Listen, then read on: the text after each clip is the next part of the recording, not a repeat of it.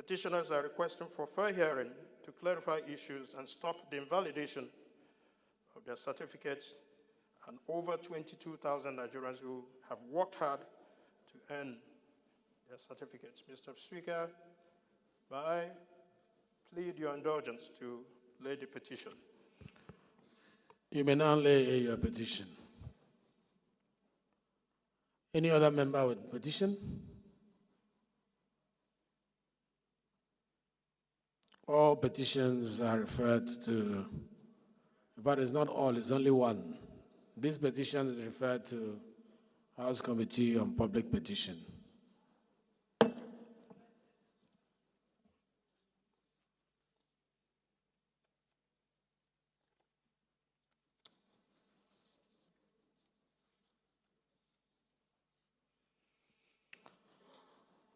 Honorable colleagues, any member who has a matter of urgent public importance to present to the House may please rise to do so, especially if Dr. Ahmed Adamu Saba is in the House. You may now rise to present your matter of urgent public importance. Thank you very much, Mr. Speaker. The respected colleagues, I am Honorable Dr. Ahmed Adamu Saba. Mr. Chairman, I come from Kwara State, and I represent the good people of Dumoro Patigi Federal Constituency. Mr. Chairman, I come under Order 8, Rule 5, that the House permit me to suspend all the relevant rules so that I can take the matter of public urgent importance. Thank you. Any seconder to this motion? The first leg. Yes.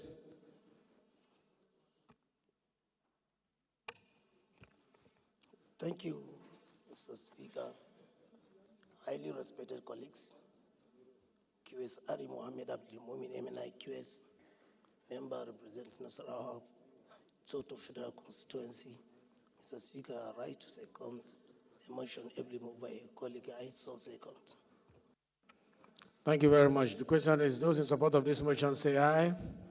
Those against say nay. The ayes have it. The second leg of the motion. And let me remind Point of order, Mr. Speaker.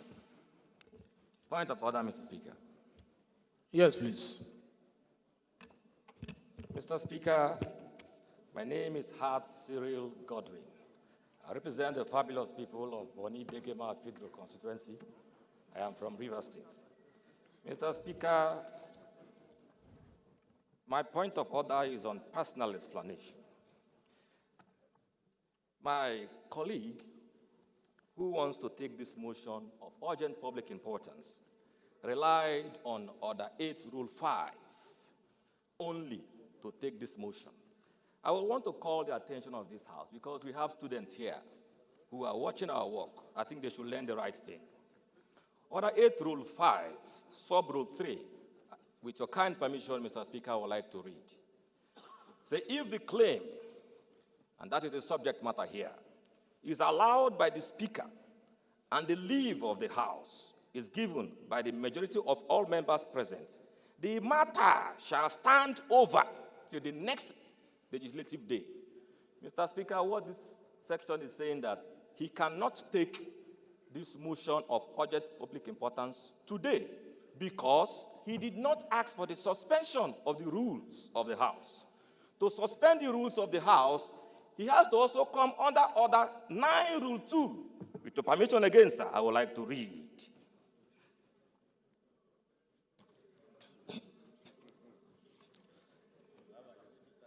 So, Mr. Speaker, he has to come under Order 9, Rule 2, Sub-Rule 2 again. He said, notwithstanding the provision of Sub-Rule 1, Sub-Rule 2.1 of this order, the House may, on matters of urgent public importance, suspend the rules by the simple majority. Mr. Speaker, my colleague and my Jaffrey did not come under Order 9, Rule 2. So I will urge, either he comes under Order 9, Rule 2, or we defer his motion for the next legislative day. Thank you, Mr. Speaker. Thank you. What did you say is 9, Rule 2? Section 9, Rule 2. What did you say it is? Okay, Mr. Speaker. Can you read it to the House? Yes, Order 9, Rule 2, Sub-Rule 2. He said, notwithstanding the provision of Sub-Rule 2.1 of this order, the House may, on matters of urgent public importance, suspend the rules by a simple majority. For you to suspend our rules to take that motion today, you have to come under Order 9, Rule 2, Sub-Rule 2. He didn't do that. He came only under Order 8, Rule 5. If you have to go by his order, it simply means he's going to take this motion on the next fertility day, which should be on Tuesday and not today. So there's no second leg to his motion. That's my point exactly. All right. I want to open this for a debate because from this table, we had, I seek the leave of the House to suspend relevant rules. Those were his words. That was what the chair heard. And that suffices. But I would like people to speak on that. Probably who is moving the motion is not well guided. It's not under personal explanation. One, and two, I don't think he heard clearly what the mover of the motion prayed. Let's hear from you, Honorable. Thank you, Mr. Speaker, honorable colleagues. Kama and Kem Kama is my name. I represent the awesome people of Hozara on the Changiwe Federal Constituency, Mr. Speaker, from Ebonyi State, the south of the nation. From Order 9, Rule 2, Sub 2 that he read, he said the House may. The word there is may. It's not shall. It's not an order. The House may. So the prerogative lies with the Speaker, the Chair, at that point in time to take a decision, which is this. So it's not an order mandating the House. That's the take, my take on that Order 9, Rule 2, Sub 2, sir. I don't have that. I'm reading from what he said. Thank you, Mr. Speaker. Thank you very much. I think more people want to learn from this. So let's hear from this angle. We'll come here and then we'll round up. I'll come to you. The right, Honorable Speaker, our dear leader. My name is Donald Kemekambo Ojogo. I represent the good people of Ilaje, the federal constituency. I'm a uniquely Ijaw man from Ondo State. Mr. Speaker, I want to plead with you to allow the mover of the motion to clarify whether he relied on Order 8 through 5 or he posited that the House should suspend relevant rules. So either of those two will now determine which one we will go to.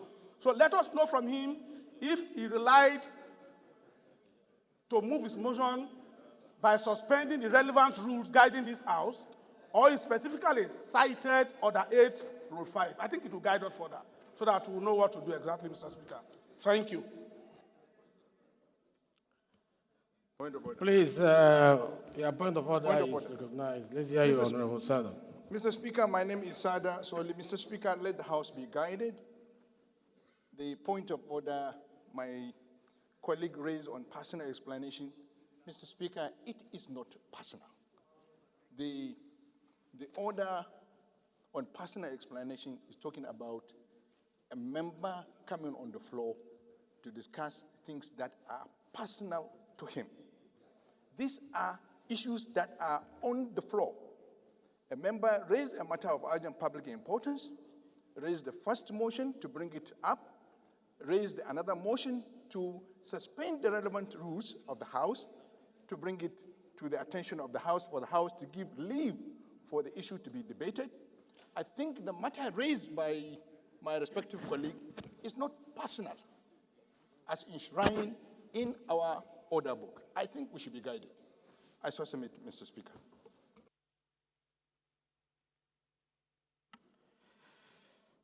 You know, in the order of business of the House, personal explanations come immediately after matter of urgent public importance. And it's in our rule. If you open our rule book, you will see it that after matter of urgent public importance, the next one is personal explanation. It's clear there. So First of all, you came under the wrong point of order. But we allow you to speak so that it will be an atmosphere where people will contribute and ventilate on issues that you raise. Let me hear Gadi. Please, let me hear Gadi. Thank you, Mr. Speaker. It's just to add, my name is Yusuf Gagdi. I represent Panshinkanki Kanam Federal Constituency. It's just to add value to what my senior brother said, Honorable Sada Soli. In addition to that, Mr. Speaker, you can come under point of order to correct anything that does not confine within the process and procedure of conducting the business of the House. But you have to wait until Speaker put question. After that, you now call the attention of the House on point of order. In this matter, sir, you have not even decided to put the question whether you are comfortable with the process for us to agree or not to agree. Thereafter, you can move a point of order to say, no, this thing that we House have been decided on should have been in the other way around. Thank you, Mr. Speaker. No, point of order, Honorable Gadi, can come at any time. The only thing is you must make reference to the right order. I think the order he came was what denied him the access to what we are discussing now. But the integrity of what is being discussed is well covered by Order 8 Rule 5. And the honorable colleague who stood up to speak cited the right order and prayed the House to suspend all relevant rules. All relevant rules. And it is for us to vote on it.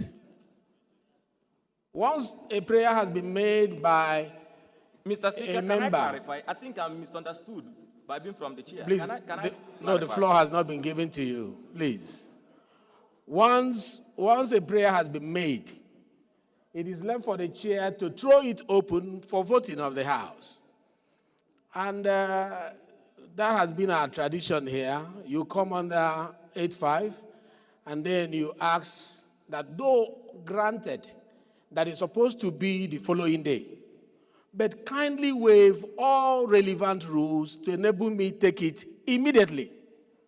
And that was what Dr. Saba did when he was praying.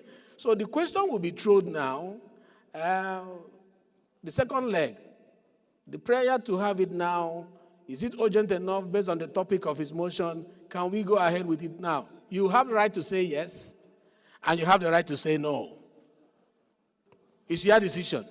So that is what it is. So I'm going to ask again. What's missing, Mr. Speaker, is that he has not mentioned the topic. That is just what is missing. No, he did. He mentioned the topic. No, the topic of the urgent matter is not mentioned. That is just what is missing, Mr. Speaker. Thank you. Honorable Sada Soli, did you hear him mention it? Put your mic on. Mr. Speaker, to my recollection, he did mention the subject matter before coming to the Order 8 Rule 5.4 to seek the leave of the House to suspend the relevant rules in order to debate the matter. I think he did. Thank you very much. He mentioned the matter. He asked for the rules to be suspended, which means he recognized that he is not supposed to take it now if he doesn't waive the rules. And that is the second leg of the motion. So we are going to ask for a seconder of that second leg. Any seconder? Let me take the man on the red cap. Yes, I can't see your name from here. Thank you, Mr. Speaker. Distinguished honorable colleagues, my name is Barrister Muhammad Bello Shehu, representing the people of Fege Federal Constituency. I stand to support the second leg of the motion as ably moved by my colleague. I so second, Mr. Speaker. I put the question. Those in support of the motion that is urgent to be heard now, say aye. Those against, say nay. The ayes have it. Please, Dr. Saba, go ahead. But there was one mistake you made when you spoke. Nobody pointed that out, but I noticed it. You referred to the Speaker as a chairman. I know you are used to me being the chairman of the Constitutional Committee or the Committee of the Whole. But some days I'm also the speaker. So from here is speaker, not chairman. When I go down there, it's this chairman. That's on a lighter note. Thank you. So the floor is yours. Thank you very much, Mr. Speaker. Hairimi Honorable Dr. Ahmed Adamusaba. Mr. Speaker, I'm from Kwara State, and I represent the good people of Edumoro, Patigi Federal Constituency. Mr. Speaker, with due respect to my respected colleagues, we are over here in the House now, and we are learning from our senior colleagues all the processes. I follow Order 8, Rule 5, and I also call for suspension of all the relevant rules so that will allow me to take this matter of urgent public importance. So I want to appreciate everyone for contributing. Don't drag us back. We have gone past that. Thank you very much, Mr. Speaker. The urgent need to address the erosion threat to Charagi Shonga Road, Charagi Bachita Road in the local government area of Kwara State. Mr. Speaker, sir, the House notes that Bachita Lafiagi Shonga Road is about 74.3 kilometers, is a critical route for the transportation connecting communities and promoting economic activities within the area. Mr. Speaker, sir, the House also note that Saragi Shonga Road, Saragi Bachita Road are major roads are linked to two international markets in the local government, that is Bugu Market and the Charagi Market. Mr. Speaker, sir, the House is aware that the road, which facilitated vehicles movement, is threatened by erosion, which has almost destroyed significant portion of the road to make it difficult for the road users and posing serious risk to neighboring properties and the building. Mr. Speaker, sir, the House is worried that Bachita hosts a sugar company and sugar hosts new Nigeria farmers with large number of small other farmers and find it difficult to move out goods to the market. Mr. Speaker, sir, the House resolved as follows. Urge the Ministry of Environment and the Ecological Fund Office to immediately conduct technical assessment of the erosion situation in Pandarago and Migbaji in Shonga Bachita Road and find possible control measures. Number two, the House mandate the Committee on Environment and the Ecological Fund to ensure the compliance. Mr. Speaker, I so move. Thank you very much.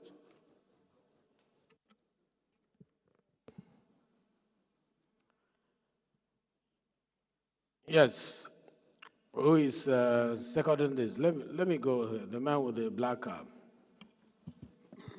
Thank you, Your Excellency, Mr. Speaker. Honorable colleagues, Nnamdi Ezeichi is my name, and I represent Ndokwa Kwani Federal Constituency. Mr. Speaker, I'm from Delta State. I rise here this morning to second the motion ably moved by my dear brother and colleague, Right Honorable Saba. I so second.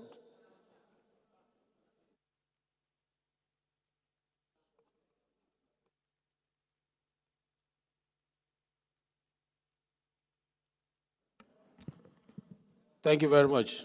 It's a straightforward motion. I don't think, unless anybody has anything to say, if not, so I put the question. Those in support of this motion say aye. Those against say nay. The ayes have it. This motion is referred to Committee on Ecology as well as Committee on Environment.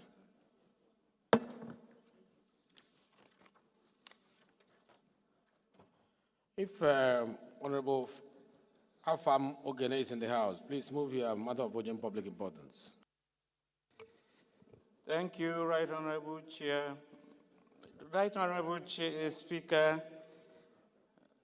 my dear colleagues, my name is Honorable Afam Victor Ogene, representing Obaru Federal Constituency. Obaru is in Anambra State.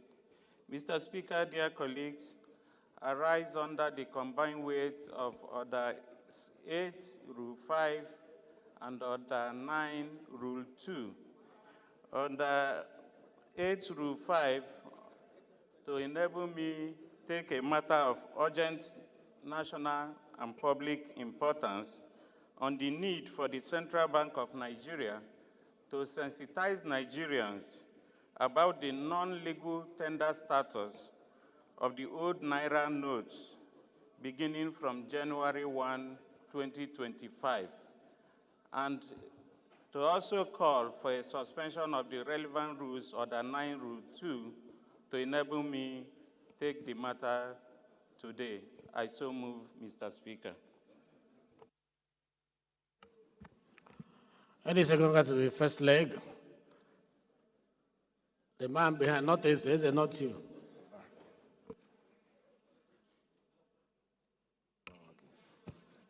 Thank you, Mr. Speaker, and my honorable colleagues, my allies. My name is Honorable High Chief Kenneth Moore, Chukwugozie Nwachukwu. I am from Imo State, Nigeria, and I represent the great people of Olo, Osu, and Oru East Federal Constituency. I rise, Mr. Speaker, and my awesome colleagues to second this great motion. Heavily move my colleague. I so second. Thank you. Those in support of this motion say aye. Those against say nay. The ayes have it. The second leg of the motion, Honorable Eze. Thank you, Mr. Speaker. Eze, Nwachukwu Eze is my name. I represent the good people of Ebonyi, Ohuku Federal Constituency. Mr. Speaker, I am from the fastest developing state in the southeast, Ebonyi State. I rise to support the motion heavily moved by my dear colleague, Honorable Ogene, to suspend the relevant rules of the House to enable him take this motion. I so second. Thank you very much. Those in support of this motion say aye. Those against say nay. The ayes have it. Honorable Ogene, the floor is yours. Thank you, my very respected Speaker. My dear colleagues, once again, Victor Afamogene is my name, Obaru Federal Constituency of Anambra State. Thank you, Mr. Speaker, for yielding the floor to me. I wish to, and I so move, a motion on the need for the Central Bank of Nigeria to sensitize Nigerians about the non-legal tender status of old Naira notes from January 1, 2025. The House recalls the hardship, frustration, controversy, and chaotic situation occasioned by the Central Bank of Nigeria's change of currency in 2023 that affected validity of the old 200, 500, and 1,000 Naira notes at the time that resulted in litigations. Also recalls the current scarcity that led to untold hardship in the nation as a result of the CBN's inability to supply new versions of the changed currency notes. Aware that going by the Supreme Court's subsequent ruling and order, the 200, 500, and 1,000 Naira notes shall cease to be legal tender, medium of exchange for goods and services in Nigeria, and shall also cease to be in circulation as from January 1, 2025. Concerned that the Central Bank of Nigeria has not shown any sign of sensitization or kickstarted any awareness program to remind Nigerians about this important economic policy in order to make them prepare for the deadline of December 31st, 2024. Worried that Nigerians will be plunged into more chaotic situations than what happened in February 2023, when the old 200, 500, and 1,000 Naira notes shall cease to be legal tender and medium of exchange for goods and services as from January 1, 2025. Disturbed that the CBN ought to have started public awareness, such as jingles, television and radio announcements, social media postings, flyers, daily newspapers, and periodic magazine publications 3 months before the deadline. But now, with about 2 months to the deadline, there is nothing to show that the Apex Bank is prepared for the exercise. Further worried that the Central Bank of Nigeria is still comfortably releasing the old 200 naira, 500 naira, and 1,000 notes mixed with the new ones for business transactions in Nigeria, instead of the gradual mopping up of the old notes from circulation, or ordering commercial banks to do so by issuing out only the new notes. The House therefore resolves: 1, to urge the Central Bank of Nigeria to issue more new 200, 500, and 1,000 naira notes and begin the gradual withdrawal of the old notes from circulation before the deadline of December 31st, 2024. 2, urge the Central Bank of Nigeria to order commercial banks to forthwith stop cash payments to their customers with old 200, 500, and 1,000 naira notes, but instead engage in mopping up of the old notes. 3, urge the Central Bank of Nigeria to kickstart awareness programs for Nigerians to be aware and prepare for the deadline of December 31, 2024. 4, the House directs the House Committee on Banking Regulations to ensure compliance and report back to the House within 21 days. I so move, Honorable Speaker. Thank you very much. Yes. Honorable Shetima. Mr. Speaker, sir, honorable colleagues, Armel An Shetima Ali, representing Bursari Gaida Ministry Imperial Constituency and from Yobe State, sir. I raise the second motion, ably moved by my honorable colleagues. I so second, sir. It's a straightforward motion. Those in support of this motion say aye. Those against say nay. The ayes have it. This motion is referred to Committee on Banking Regulations. Before I call the next person for urgent public importance, it's important that I clear a procedure that was just used by Honorable Ogene, which was superfluous. Once you mention Order 5, Order 8, Rule 5, Sub 3, and you pray the House to suspend it, you don't need to mention Order 9, Rule 2. By virtue of asking the House to vote on the suspension, you have fulfilled the provisions of Order 9, Rule 2. So that people won't take this now as the new procedure. Our procedure is that 8, 5, Sub 3. You are not supposed to have it now, but you are praying the House to suspend it.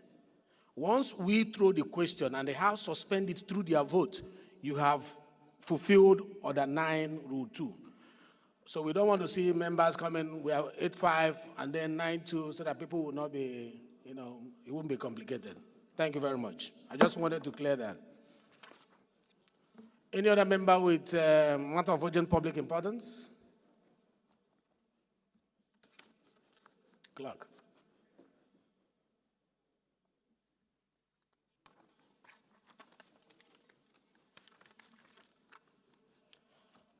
There is none. Honorable colleagues, the first business of the day is presentation of 6 bills. And I invite the clerk to read their short titles. Right Honorable Speaker, honorable members. Constitution of the Federal Republic of Nigeria, 1999, 6th Alteration Bill 2024, first reading. Private Intelligence and Investigation Council Establishment Bill 2024, first reading. Federal College of Entrepreneurship and Skills Acquisition, Zaki Biam, Benue State Establishment Bill 2024, first reading. Agricultural Research Council of Nigeria Act Amendment Bill 2024, first reading. Federal University of Education, Katsina Ala, Benue State Establishment Bill 2024, first reading. Tertiary Education Trust Fund Act Amendment Bill 2024, first reading.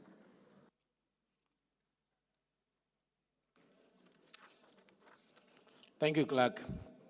Honorable colleagues, the second business of the day is presentation of report of the Committee on Public Assets on the investigation of the sales of 2 Bell Helicopters 206, LABZB and BZC M2064L4 by the Nigerian College of Aviation Technology, Zaria, Kaduna State, standing in the name of Honorable Ademorin Kuye. Honorable Kuye is invited to present the reports. Thank you, Mr. Speaker. My name remains Ademorin Adu Kuye. I represent the good people of Shomolu Federal Constituency from Lagos State. I rise to lay the report of the investigation of the House Committee on Public Assets on the investigation of the sales of two Bell helicopters, 206 L4 BZB and BZC M206 L4 by the Nigerian College of Aviation Technology, Zaria, Kaduna. I pray to be allowed to lay the report. Thank you very much. Any seconder to this motion? Yes. Procurement. Honorable Idem. Thank you, Mr. Speaker, distinguished colleagues. My name is Idem Unyime, member representing Ukanafun, Orogonam Federal Constituency of Akwa Ibom State.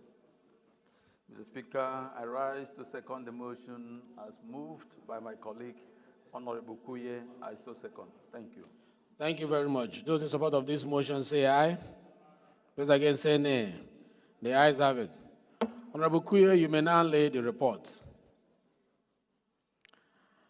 Most distinguished colleagues, the first order of the day is commencement of debate on the general principles of a bill for an act to amend the tertiary education trust fund establishment number 16/2011 to provide for additional conditions for assessing of fund for capital project by beneficiary institution, signing in the name of Honorable Abbas Tajuddin and Honorable Babajimi Benson. Honorable members will recall that the bill was read the first time on Thursday, 5th July 2023. And I invite Honorable Benson to move that the bill be now read the second time. Honorable Jimmy, please. Right, Honorable Speaker, honorable colleagues, I remain Babajimi Benson. I represent the good people of the Ikorodu Federal Constituency. Mr. Speaker, I rise to request that a bill for to amend the TED Fund Act 2011 to provide for additional conditions for assessing of funds for capital projects by beneficiary institutions and for other related matters be read a second time. Thank you. Thank you very much. Any seconder? Oshobaya too close to the man from Ikorodu to second him. Let me go. Tijani. Thank you, Mr. Speaker. Highly respected colleagues, I remain Tijani Kayode Ismail. I represent the good people of Ifelodun of FAR, or Union Federal Constituency. Mr. Speaker, I'm from Kwara State. I rise to second the motion, heavily moved by my big brother, Honorable Jimmy Benson. I so second. Those in support of this motion say aye. Those against say nay. The ayes have it. Honorable Jimmy. Thank you very much, Mr. Speaker. This amendment, we request to amend Section 7. The intent is to ensure that universities who require to access this intervention fund show traction. So we are trying to include some condition precedents to draw down to ensure that the universities who apply or who intend to tap into this intervention fund will show a track record that they've done substantial developmental work in a university before they can access the developmental fund. So we're proposing that Section 5, Section 7, Section 7.5 should be amended to include 3 subclauses. I don't know if I can go through the clauses if you have enough time, or it's straightforward enough. Okay. Just mention them. So the first section is section A, is in the 3 years preceding the year of application, the beneficiary institution should have shown itself to have executed capital projects worth at least 500 million naira, 500,000 naira. The type, quantity, quality, and standard of the capital projects executed must meet the type, quality, and quantity or standard prescribed by the Act or its regulations. The beneficiary institution must show verifiable evidence of the existence of the capital project in the institution. The total cost, including variations of the capital project, shall be verified and certified by the Auditor General of the Federation in case of the federal institution, or the Auditor General of States in the case of owned institutions. What is Those your are point of short order? amendments. Honorable Jimmy, please wait. What is your point of order? Order what?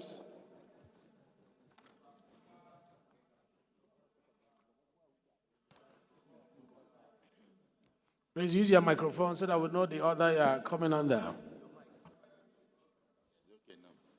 I'm coming under Order 8, Rule 6, personal explanation. My name is Nweke Felix Uche. Mr. Speaker, we are discussing...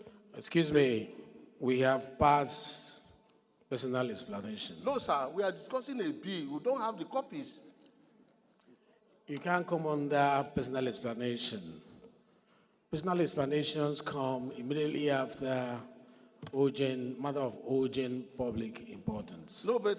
So you come right through the right order, and then we'll be able to hear you. So for now, you are ruled out of order. Get the right order, and then I'll give you the chance again. Okay, sir. You can continue, Honorable Jimmy, but there is a position that he's trying to say that members don't have copies of the bill. And Clerk, was this bill distributed? Even though it didn't come under the right order, but information is trying to raise is, Clerk, was this bill distributed?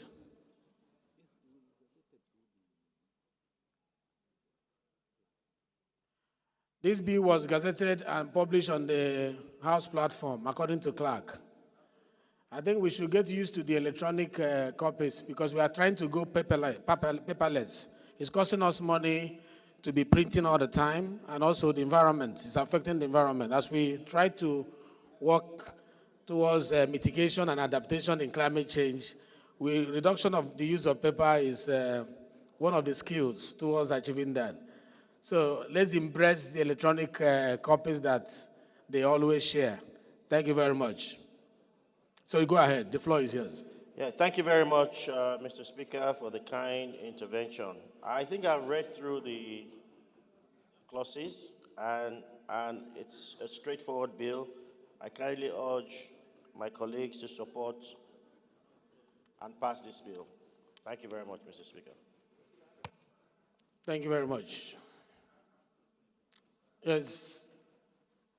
Thank you very Honorable much. Abiante. Yes, thank you very much, Mr. Speaker.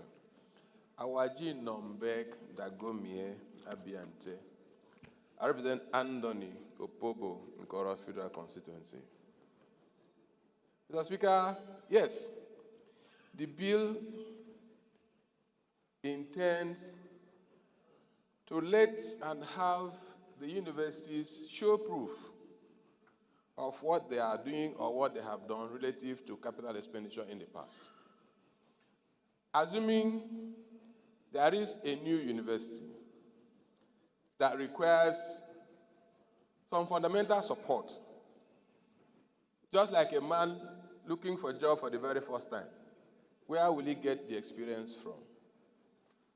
What he is trying to do... Sorry, please. Honorable Kuye, the latest prince in the House, you are promoted to the position of Chief Whip of the House. What we have tried to do with this amendment, Mr. Speaker, is to expose the weaknesses in supervision. If the supervisory agencies, including committees of the House, do their job and do their work effectively and efficiently, there will be no need, because the track records will be readily available for all to see. Mr. Speaker, relative to Nigerian universities, all of us are aware of the very poor rating and ranking that were just released. If for whatever reason we deny our universities the opportunity to increase and improve their capacities in the next 5-10 years down the line, what will be the standards that we will have? Before now, Mr. Speaker, there has been need Honorable assessment. Abiante, is this, are you adding to the debate? Because I heard you started with something about bothering you. I'm just raising my concern. I'm just raising my concern, Mr. Speaker. All universities have done their needs assessment, and we know what they require and what they don't require. Relative to funding, Mr. Speaker, most of the projects don't also have sufficient funds at every given point in time.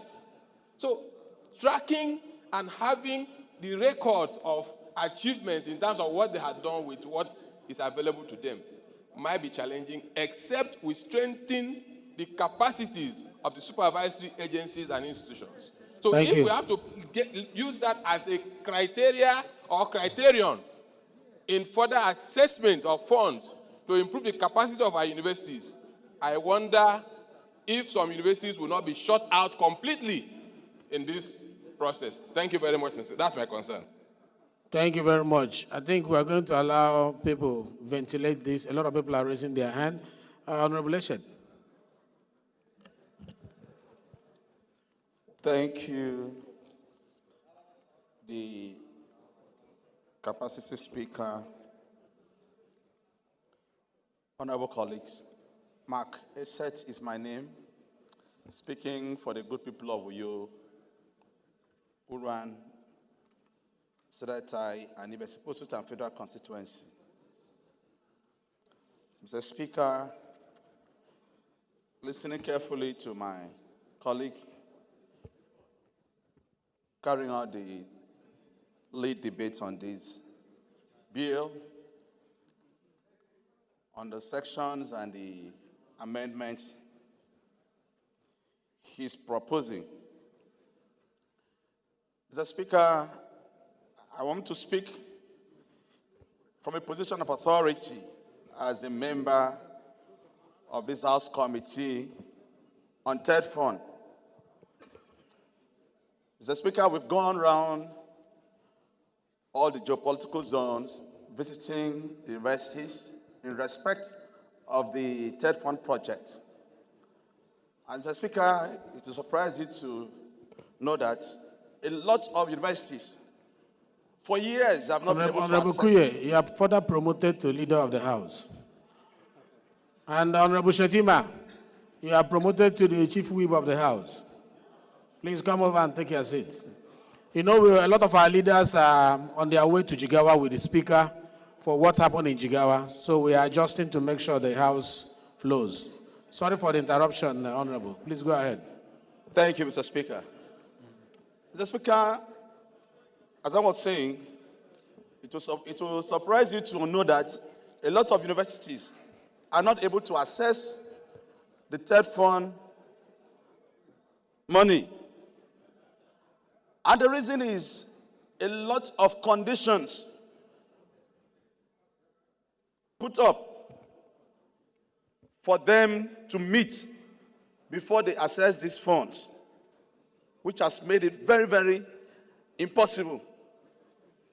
And coming again to amend this act to further strengthen and add more conditions.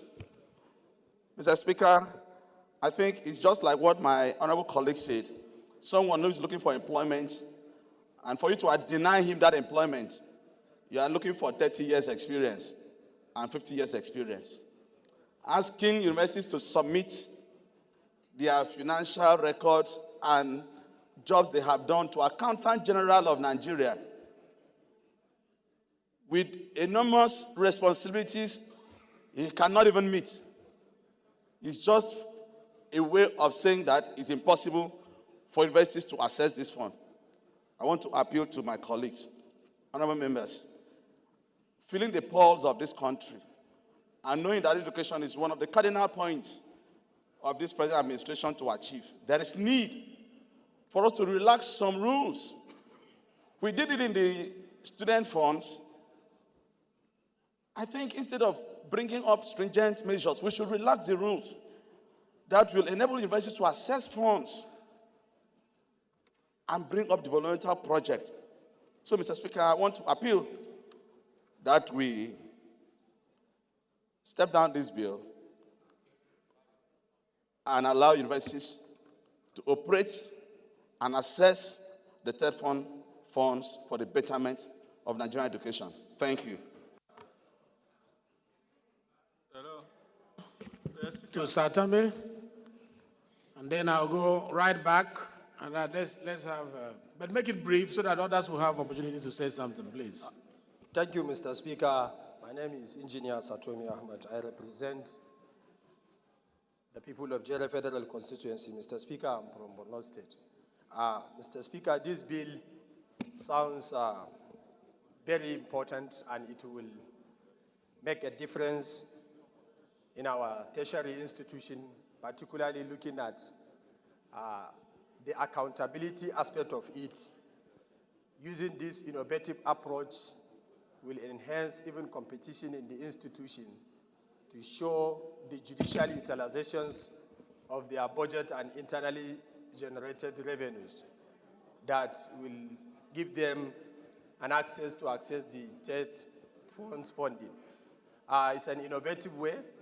It's a sound approach to amend this section and to bring in these new sections so that it will encourage self-sufficiency in our institutions, accountability, and then self-discipline, so that this even honorable chamber will focus more on checkmating and oversighting their budget allocations, their implementations of their internally generated revenue.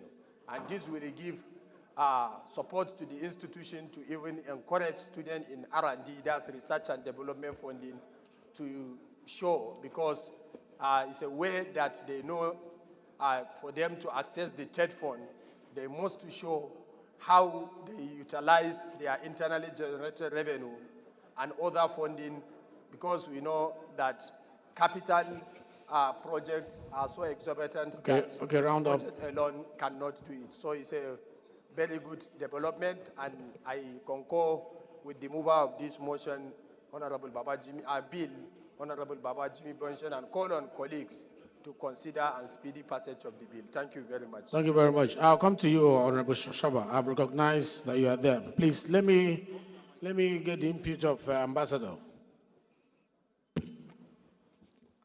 Mr. Speaker, I rise this afternoon to lend my voice to support my colleagues that advise us to step down the bill. My name is Honorable Ambassador Peter Ifanyo Zokwe. I speak for the good people of Nnewi North, the Japanese capital of Nigeria, Nnewi South, and the Okusigo Federal Constituency. Mr. Speaker, I come from Anambra State. Let me lend my voice to the importance of making lighter laws for our agencies and our institutions, to make them do their work diligently. Mr. Speaker, this morning you told us the importance of doing away with photocopying, paper hard copies to go electronically. And I don't see the reason universities cannot access this third fund to enable them do their capital projects and the other projects. We cannot stand here to make laws more difficult, we can only advise them before they access that fund, they should get clearance from agencies that will supervise them to make sure that those monies that they are accessing is judiciously spent on what they are meant for. They are making laws that will make it more difficult for them to access funds. We have made so many laws in Nigeria, but to implement it, the executions were poor. We have good laws as they are. Let us comply with the laws we have that are making it more difficult for people to assess what is rightly belong to them. I so submit, Mr. Speaker. Okay, thank you. Honorable Oshoba. Thank you, Mr. Speaker. Honorable Oshoba and one more, and we'll end this conversation. We need to leave early. We have other committee engagement. We need to speed it up. My distinguished colleagues, Olumide Oshoba, representing Abeokuta North, Obafemi Owode, and the Federal Constituency. Mr. Speaker, all tertiary institutions need our support, but that as may, they must be transparent and accountable. This is an intervention fund that must be monitored and managed well. What the mover of this bill is trying to say is, when you're giving funds, whatever you did with the previous funds the previous year, you should account for it. It's like KPIs. Why should there not be transparency and accountability in our tertiary institutions? We need this country to move forward, and there must be accountability. Thank you so much. Thank you very much. In the spirit of accountability, we need to, ensure that monies we collect are accounted for. I will give the space to one more person, and then we'll round up this conversation. And I'll be going right there. The white man, doctor. That's the last speaker on this, and then we'll vote. Thank you, Mr. Speaker. My name is Honorable Dr. Emi Eliyan. I represent the people of Akankwa Biase Federal Constituency. Mr. Speaker, I want to tell you that the problem of TED fund is the lack of capacity in most of these universities. TED fund is an intervention agency that clearly spells out that if you are giving funds, you must spend it to logical conclusion before you can assess the next one.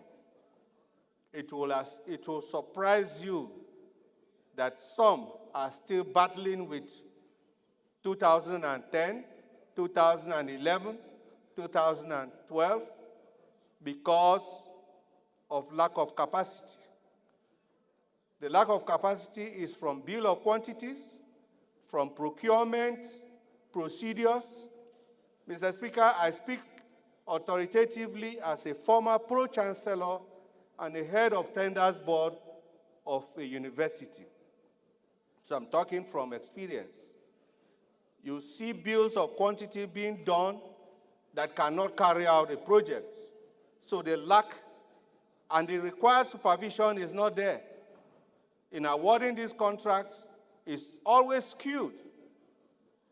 So, Mr. Speaker, whatever it takes to ensure that we do the right thing, let us do it. I'm rising up to support that this bill should be seriously considered for the interests of this country, because TED Fund is becoming an abundant project agency. I so submit, Mr. Speaker. Thank you, the white man. It would be good to give the chairman of TED Fund an opportunity to say something. And after that, the right of reply will be given to Honorable Jimmy Benson, and then we'll put this thing to vote. That will be the last on this. And I think it's fair enough for the chairman to say something. Chairman TED Fund, let's hear you. Thank you, Your Excellency, Mr. Speaker, distinguished honorable colleagues. My name is Right Honorable Miriam Odinaka Onoha. I represent the people of Okigwe, Onimo, Isi Alamba, North Federal Constituency. I am from Imo State. This morning I rise to lend my voice to this motion, to this bill. My contribution in support of what some other colleagues have said, would be that I do not oppose the bill, but I see a way that the bill, maybe at the committee level, would be retweaked. I'd like to draw our attention to the fact that Third Fund Act already has guidelines to withdrawals from the Act for beneficiary institutions. Like we all know, is a delegated legislation, and they have designed stringent conditions to ensure that beneficiaries draw these funds in compliance with the dictates or intent of the Act. I'd like to let us know that over the past 3 months, the committee has been on oversight, and the problem has been that most institutions have not even met up with some of the stringent conditions, one of which is that until you exhaust the allocations for the current year, you are not entitled to take that of the previous year. So that has brought unassessed interventions on the floor. That is also not to underlook or overlook the issue of poor performance, uncompleted projects, because you are aware Third Fund interventions don't have any space for variation. So I would also add that maybe at committee level, we'll look at ensuring that even as an intervention, the National Assembly has the mandate to appropriate the funds. If we don't properly oversight these interventions, then adding more stringent conditions may become even worse off. So I would want to add that we support this bill and let it come to the committee level. There will be public hearing where others will bring their comments and suggestions so that whatever drives better would sail. Thank you. So the chairman is not opposed to the bill. Honorable Jimmy Benson, I know I say you are going to speak, but the leadership want to say something. From the minority, they indicated they wanted to say something. It is so good for us to hear the minority leadership. Thank you very much, Mr. Speaker, my very respected honorable colleague. I remain Ali Isa, JC, PhD, representing Balanga Biliri Federal Constituency. I'm from Gombe State. Mr. Speaker, we have a procedures in the House. First, when you have a bill, the bill will go for a first reading. Then second reading, it will go to a committee. Committee will go for public hearing, gather more views, and come back and submit its report. I believe we are not considering report now. We are discussing the bill. So if the bill is going for second reading, it will give us more opportunity to have more informations, more submissions from public to know whether this bill is important or not. So I suggest that we refer the bill to committee for the second reading. Let them report back to the House. By the time they are reporting, we'll be able to get the report of the public views on this bill. So I move that we move it for second reading, Mr. Speaker. Thank you. Thank you very much. Although I want to correct an impression, once matters come to second reading, it's a debate. That's why we are Parliament. We debate bills during second reading. It's not every bill that must pass to the committee level, but there are bills that have fundamental ingredients that will not hurt our nation, but that will improve it. If we see those bills, we'll allow it to progress. If the public says no, we know that it's not from the Parliament, it's from the public. I don't think going with that line of thought will help us in advancing this bill. But there is an element to this bill which I will highlight before we vote. Let me hear Honorable Jimmy Benson. Thank you very much, honorable colleagues. Thank you very much, Mr. Speaker. I thank honorable colleagues for their robust debate on this bill. But I also think that this bill is sponsored by Mr. Speaker Iya Zazao, who was also a former lecturer. He's put in very deep thought to the ethos of this bill, and he's also understood and he has seen that our universities are going through challenging time. The Pro-Chancellor also confessed that during his tenure, he saw a lot of, the former Pro-Chancellor saw a lot of abandoned projects, and he also sat as the chairman of tender committees. He saw a lot of documents that didn't have proper bill of quantities and co. The essence of this bill, I must repeat myself again, is to ensure that these intervention funds being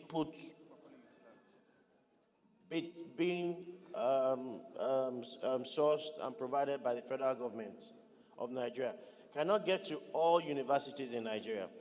But they're just saying that the universities who have shown capacity, who have shown resilience, who have shown steadfastness, can use their track record to have a better chance than one university who has not done anything, who has just sat down and not expending the use of the resources they've afforded them. Let me pause a bit and ask you this question. What happens if the university have not shown capacity and it's a new university? Would they not be entitled to take fund?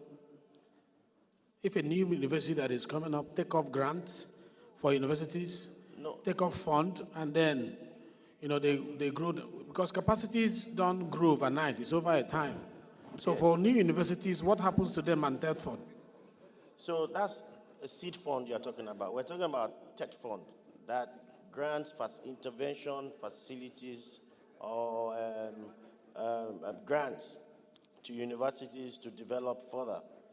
We're saying because the funds are limited,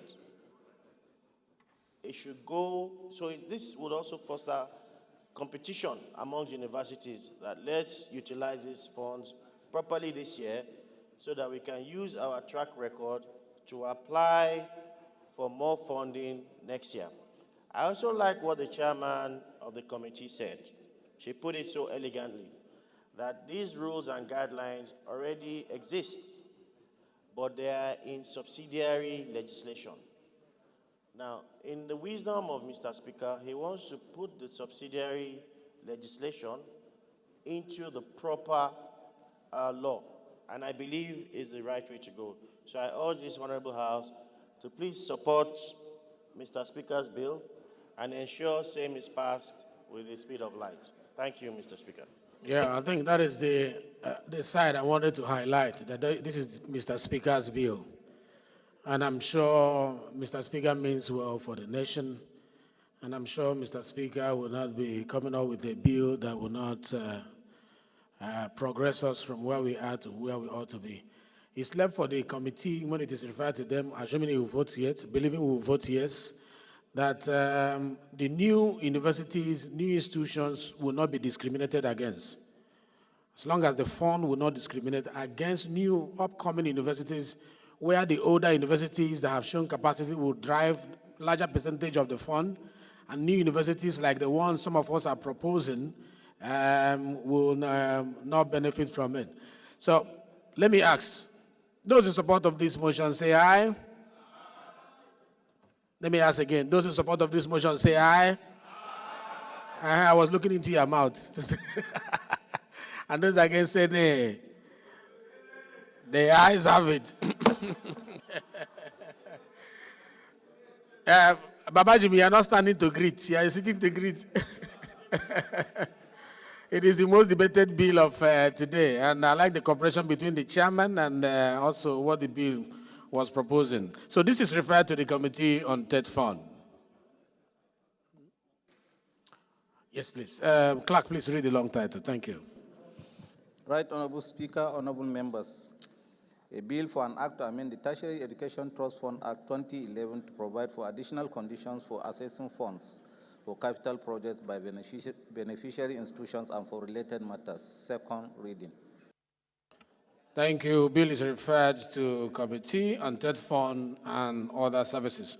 Honorable colleagues, the second order of the day is commencement of a debate on the general principle of bill for an act to alter the Constitution of the Federal Republic of Nigeria to review the description of Islamic law in the Constitution and for related matters, standing in the name of Honorable Aliyu Miswal.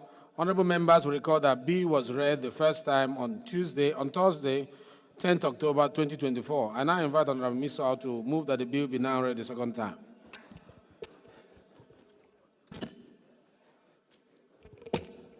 Mr. Speaker, sir, distinguished colleagues, my name is Aliyu Bapa Misau, FCNA, representing the people of Misau, Damban Federal Constituency.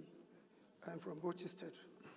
Mr. Speaker, I stand to get permission of the Honorable House for a bill of an act. Honorable Jimmy, approach the chair, please. A bill of an act to alter the Constitution of the Federal Republic of Nigeria, 1999, to review the description of Islamic law in the Constitution as related matters, HB 1502. I so move, Mr. Speaker. Any second? Yes, sir. Kwakwansia. Thank you, Mr. Speaker. My name is Honorable Hassan Sheikh Hussein. I represent the good people of Nasarawa Federal Constituency, Kano State. I rise to support the motion, heavily moved by my colleague, I so second. Those in support of this motion say aye. Those against say nay. The ayes have it.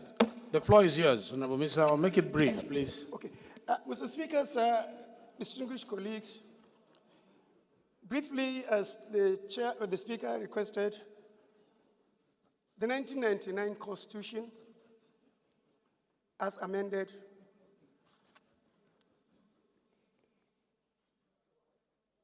okay, the 1999 Constitution, as amended, Mr. Speaker, provide for a personal Islamic law in the Constitution.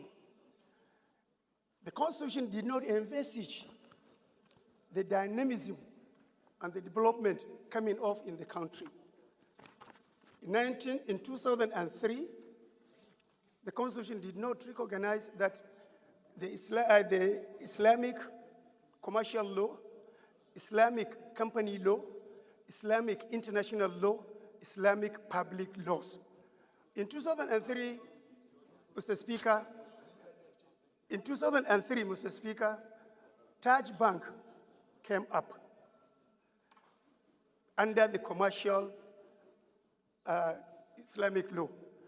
In 2019, another bank came up under the commercial law.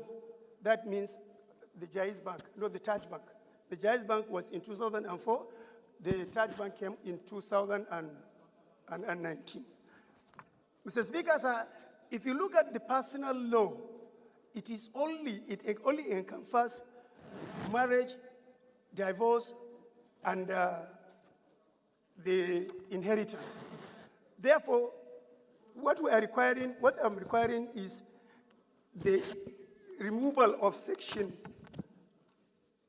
the removal of personal in section 24 of the Constitution, section 262, section 277, and section 288, so that other relevant laws, like the public, the commercial law, Islamic commercial law, the Islamic company law, the Islamic international law, can have a place in the Constitution. Therefore, Mr. Speaker, this is what I want the honorable colleagues to support so that this amendment can be done. I so move, Mr. Speaker.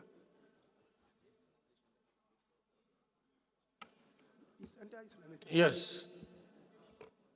People want to speak to the bill? Somebody was raising his hand there. Yes. Sir, don't be say something.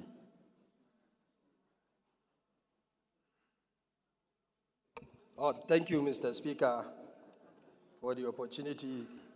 And distinguished colleagues, I remain Engineer Satomi Ahmed. Mr. Speaker, the point my colleague, Honorable Misau, is calling, I think, is in the right direction to give a backup for the commercials and other laws that already they are practicing without proper backing, particularly in our Islamic-related financial institution of not only limited to Taj Bank or Jaiz Bank, but there are several banks that are now practicing, particularly the Mudahara and the other sharing formulas. I think this is a very welcome development that it will give even an economic leeway for the nation to see the goodness of such practices in our financial institution to get the backup of the law.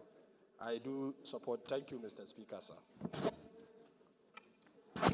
Yes, Bob Solomon, please. Solomon Bob.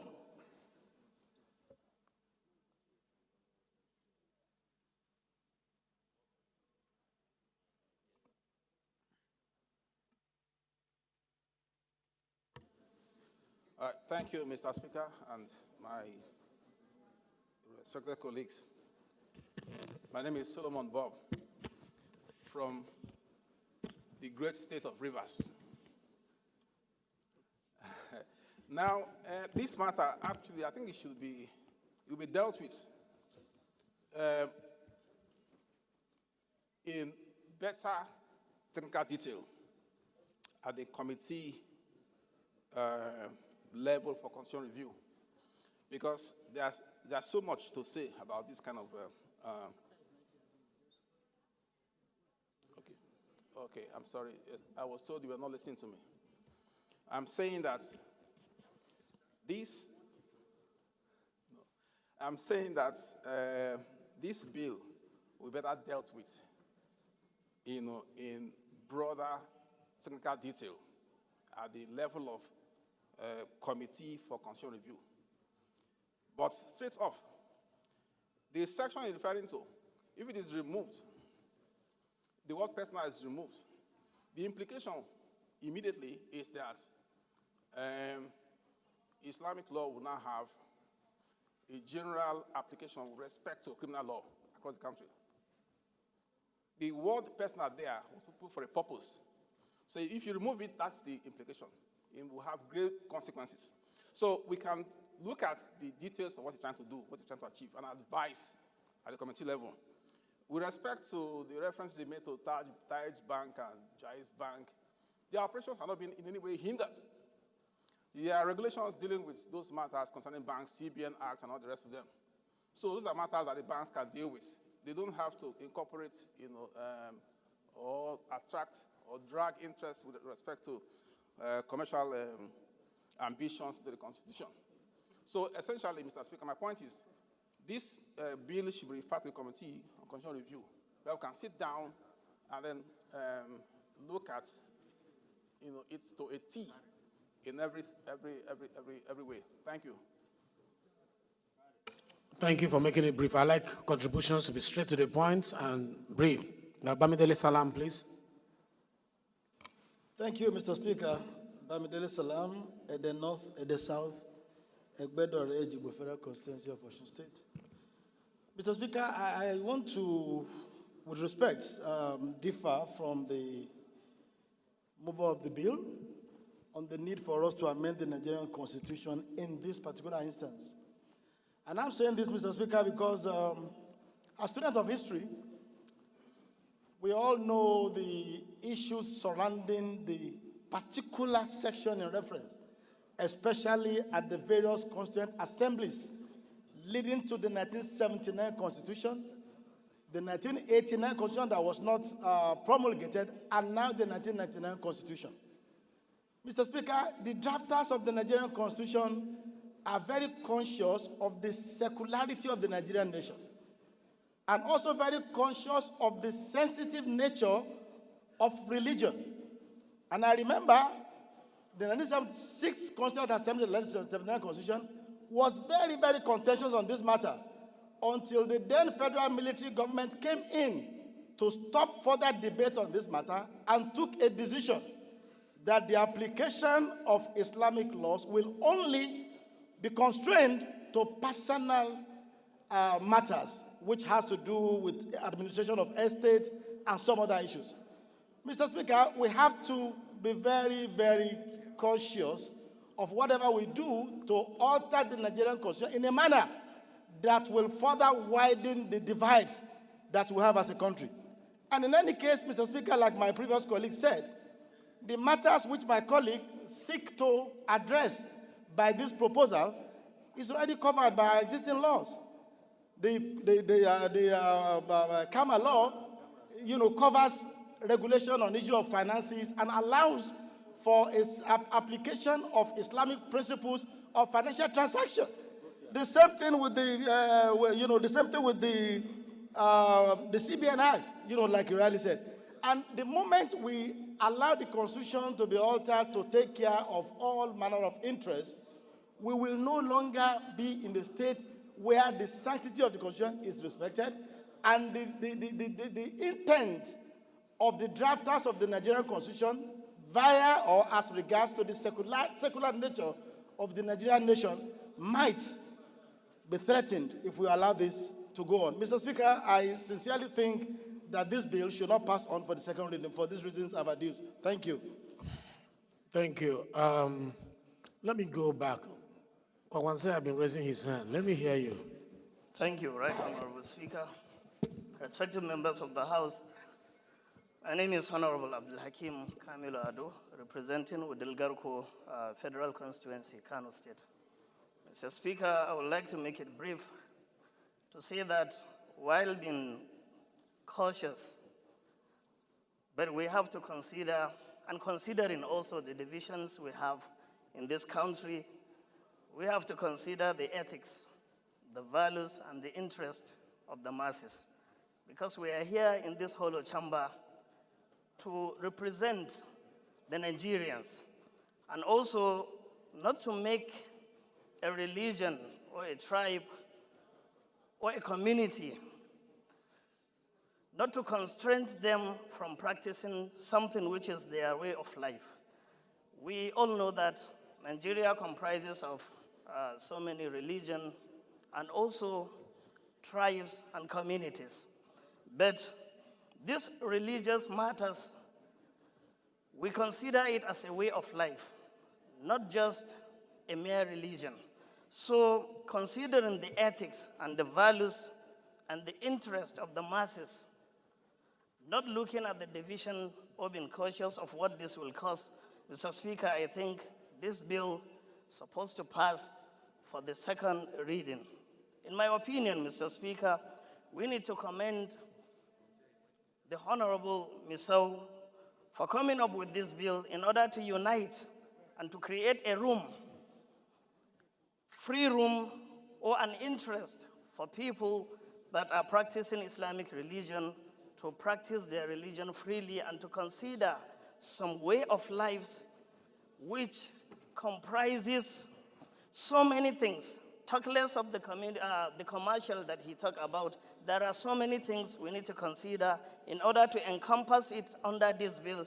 If at all we are considering this bill to be passed via the committee, then, Mr. Speaker, as you said earlier, that we are here as parliamentarians in order to pass bills, and it doesn't have to go through the committee.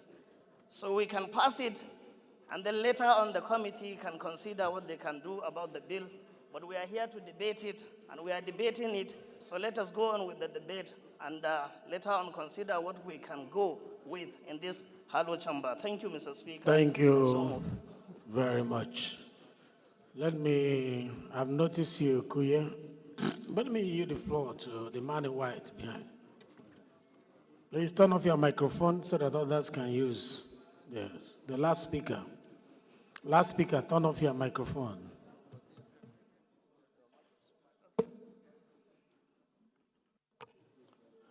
Thank you very much, able speaker. My name is Honorable Isa Muhammad Anka, representing Anka Telata Mafra constituency. I'm from Zamfara State.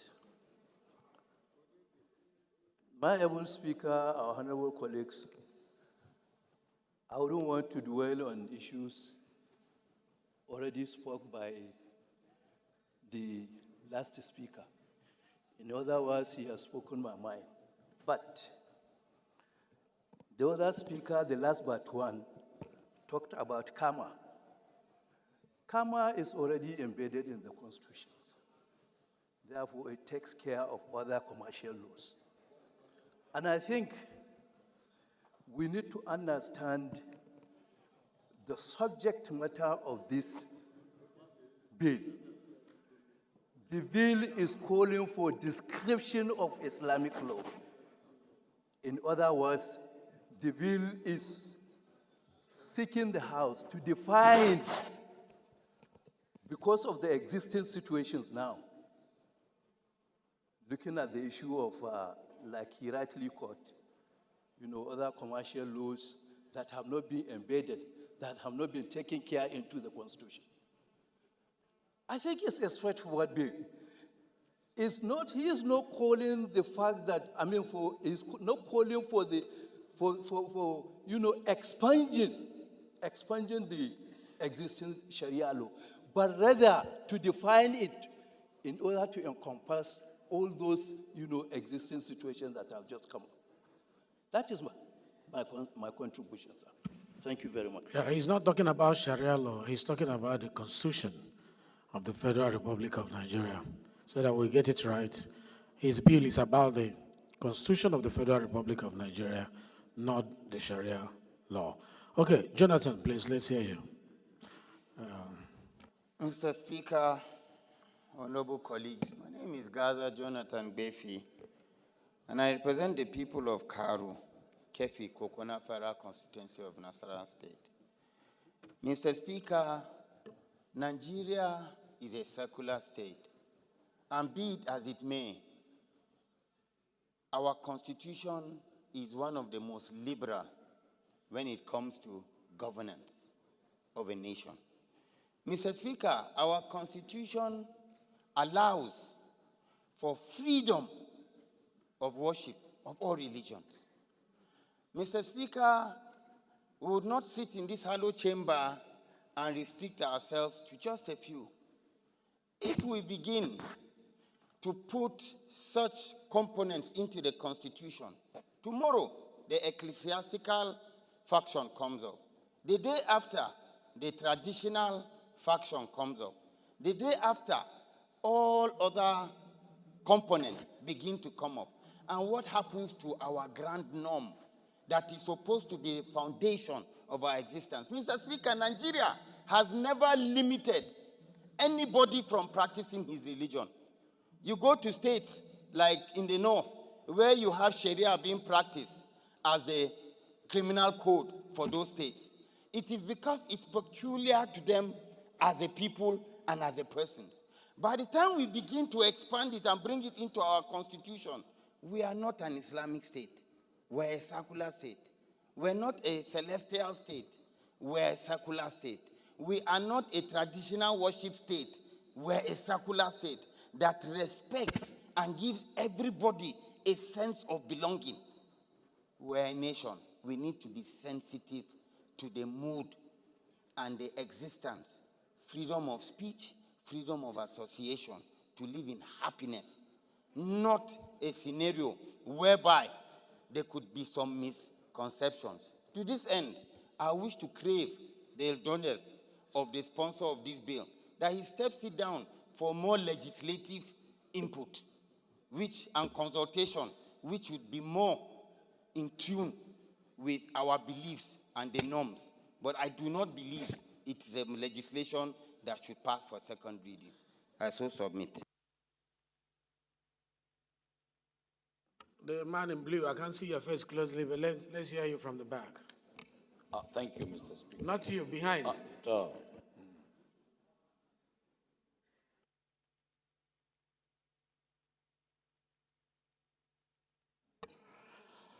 Thank you, Mr. Speaker, my respected colleagues. I want to comment as the second to the last speaker spoke. In fact, the bill that was moved by the sponsor, we are supposed to commend him. I agree Nigeria is a secular state where we have different opinions, traditions, religion, and what have you. But if you see this motion or this bill, it will help Nigerians to know that these commercial banks, especially Taj Bank and what have you, many people have the perceive that these banks are specifically for Muslim, while it is not. So by expanding this nature, I believe when it is encompasses to everybody, many people will see the benefit of this bill, and I believe in a near future, many people will see that the mover put this in a right direction. Thank you very much. Honorable Kuye. Speaker, my name remains Ademoni Aliukuye. I rise to add my voice to this all-important motion for a bill to amend our constitution with respect to the expansion of the description of Islamic law. Let me start by saying that the constitution mandates our government that they shall not adopt any religion as a state religion, meaning that Nigeria is a secular state. Number two is the fact that Section 38 is very clear as to the rights given to all Nigerians in terms of choice of religion and how they worship. Section 2 goes further to say that Nigeria is a federation consisting of the federal government and then the state governments, giving the states the liberality to adopt whatever kind of law they want to use in governing their people. And that's why we have some states with all this Sharia law and all of that. They are permitted to do it, the State House of Assembly. But the Constitution, as a ground norm that governs all of us, the traditional institutions, the Obas in the Yoruba land, the Igwe in the east, the Shakiri, the Fulanis, the Hausas, gives us only one right, the right to choose whichever one we want. We can therefore not allow this constitution to become so filled with frivolities that is supposed to be the mandate of the state. We have all been clamoring for physical federalism. Give more power to the states to do it the way they want, to do it in the way of the culture of their people. And that's why I would want to implore the mover of this motion to please allow us to please step down this amendment for the time being so that we can deliberate more on it. Because, of course, from the way I see it, it's such that the state should be considering, not here. The problem of religious war, we started as far back as 1938 in this country. Let it not start here again. Let it not be that it is this house that is going to put fuel to the very fragile democracy, to the very fragile situation, the unity between us. It's very important. As we are talking now, people are hearing us. People are seeing us, thinking that we want to promote one religion over the other. I therefore pray that we step this down for the time being. Thank you, Mr. Speaker. Thanks a lot. The man from Niger, let me hear from you. And thank you we'll so much. One more, and one more, we'll close. Thank you so much, Mr. Speaker. My name is Honorable Said Musa Abdullahi.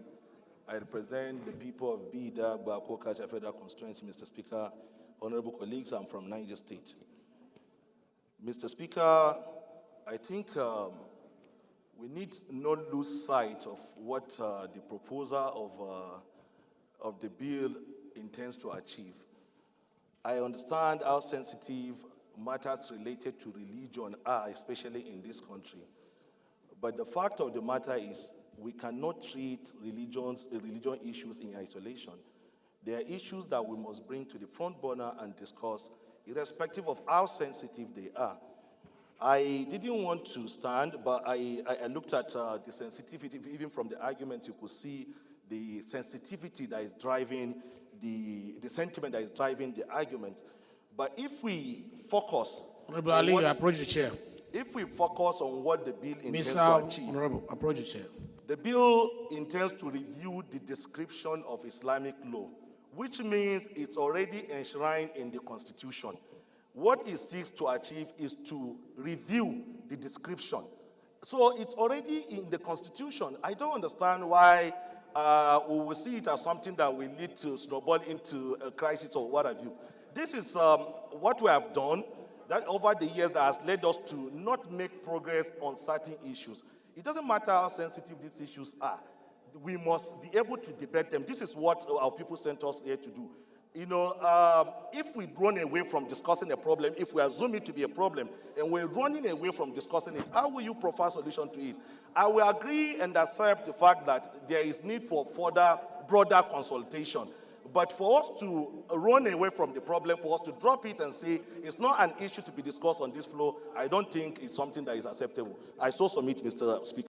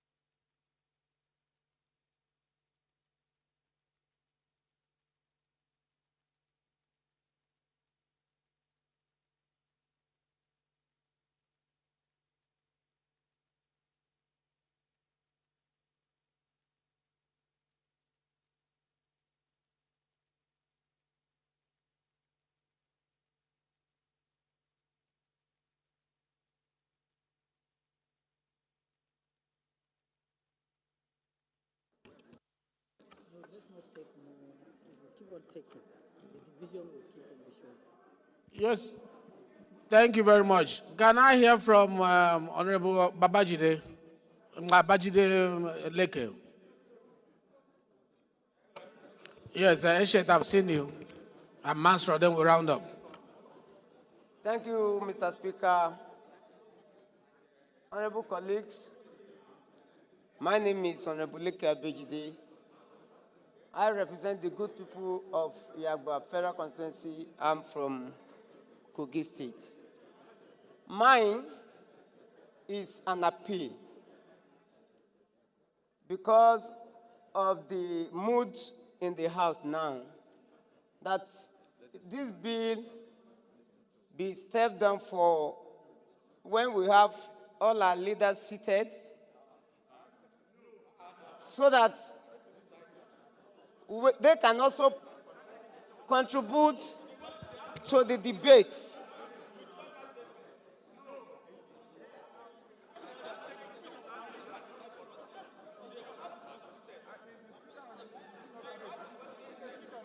I want to appeal that if you look today now, most of the leaders are on their way to Jigawa State to commiserate with them.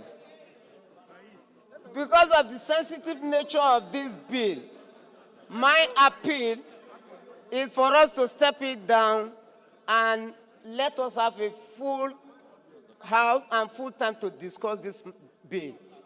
We cannot rush it. The way we want to rush it, it may not even get the result that we want the bill to achieve. I'm not saying the bill should not go. All I'm saying is that let us have time to discuss it in full. As I'm speaking to you, I have not seen the details of the bill. So, and for us to be able to contribute meaningfully, we need the details of this bill. Without the details of the bill, if you are talking, you are only talking to the air. Maybe it's different from those sections you are quoting in the Constitution. And it may not have any issue to do with it. Let us have the details of this bill so that we digest it and come back another day for the debate. Thank you so much, Mr. Speaker and honorable colleagues. Order, please. Order, please.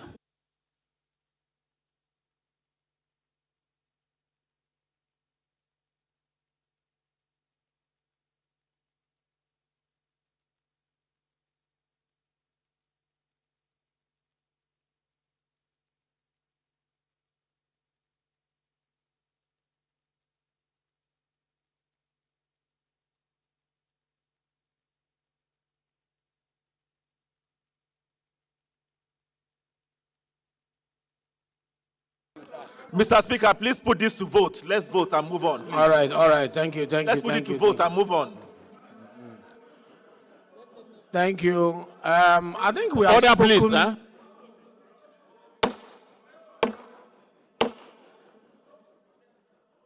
You know that our country is a unique country. No matter how you look at it, our diversity is what defines us. So when issues like this come up, it must be thoroughly looked into and should not be done in a haste. Let me ask you, how many of you have copies of this bill? If you have, I would like to know the percentage of people who have copies of this bill. And you can, if I ask you about 1 or 2 paragraphs, you read it for me. If I appoint you now and say, give me 2, 3 paragraphs in that bill, and you're able to mention it to us, it means that you have it. Let me ask you, if you know you don't have a copy, raise your hand. And it is the rule of this house that you must have a copy so that you debate from that copy. If you say you have a copy, I'll call you now and I'll ask you questions on some of the paragraphs and the sections he's referring to. You will not be able to answer it. And this issue is an issue that we need to thoroughly analyze. Please, order, please.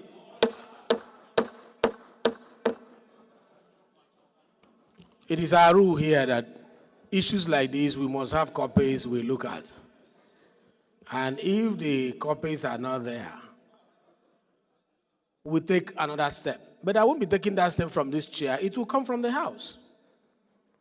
So if the majority of the people say they don't have copies of this bill, whether it is good or bad, you don't have the copies, you need to have the copies for us to deliberate on it. Let me hear you, Nkem Kama.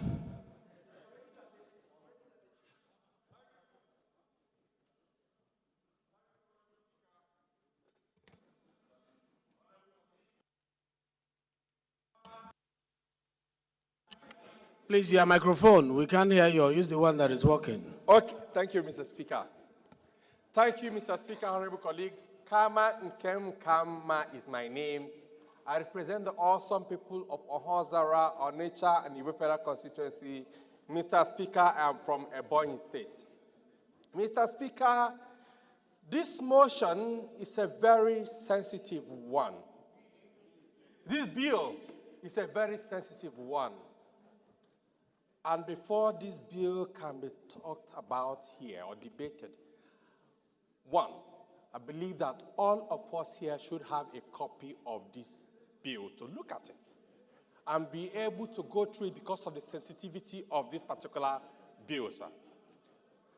Mr. Speaker, I don't envy you today, but one thing I'm very sure, I hereby move that this bill... Please, somebody has the floor. Allow him to finish. Please. Then we'll recognize him. And I have the position of the Speaker.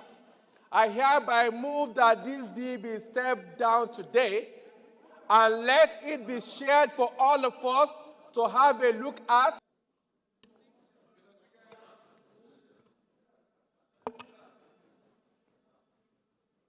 Point of order, sir.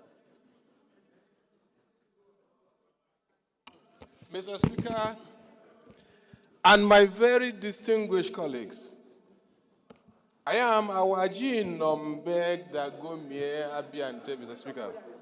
Mr. Speaker, I represent Andoni Opobo Nkoro Federal Constituency. I am a Rivers man. Mr. Speaker, my very distinguished colleagues, recall that just yesterday, I had a bill to alter a section of the Nigerian Constitution as well. And concerns were raised that that portion was crafted, well crafted in the interest of the peace and unity of this country. That amendment should be stepped down. It took just the Speaker presiding yesterday to step down that bill. One common interest for the peace, unity of this country.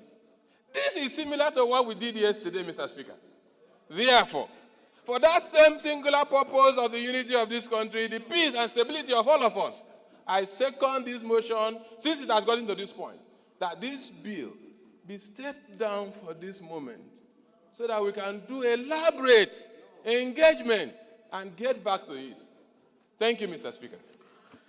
Thank you. You know, my position as a presiding officer, I'm not to... Mr. Speaker, point of order. So when what there we'll is do... a point of order, you should take it. Mr. Speaker, point of order. You shouldn't ignore us. Please. Please, please, please. Can you hear Mr. Speaker first, please? Now, the motion here is that it be stepped down. You can say no. If the vote say no, don't step it down. Mr. Speaker has no right to step it down.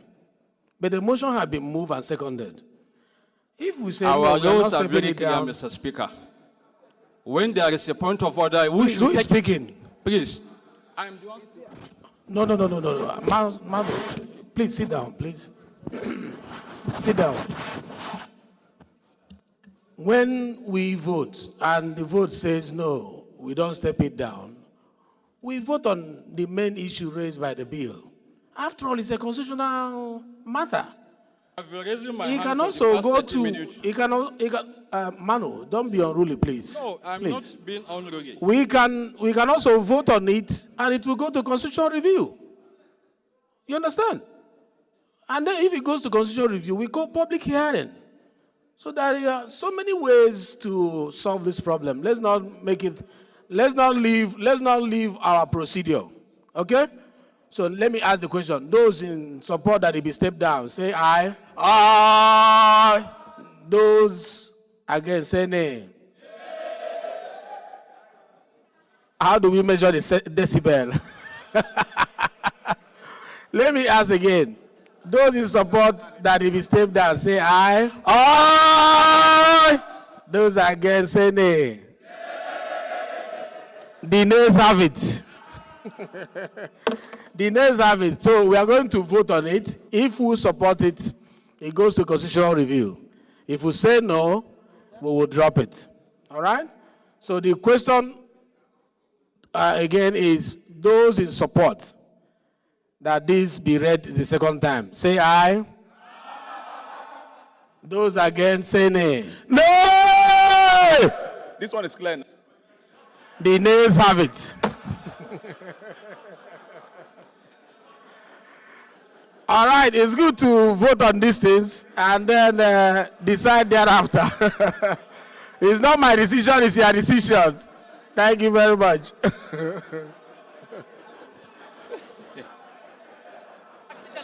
Order, please. Order, please.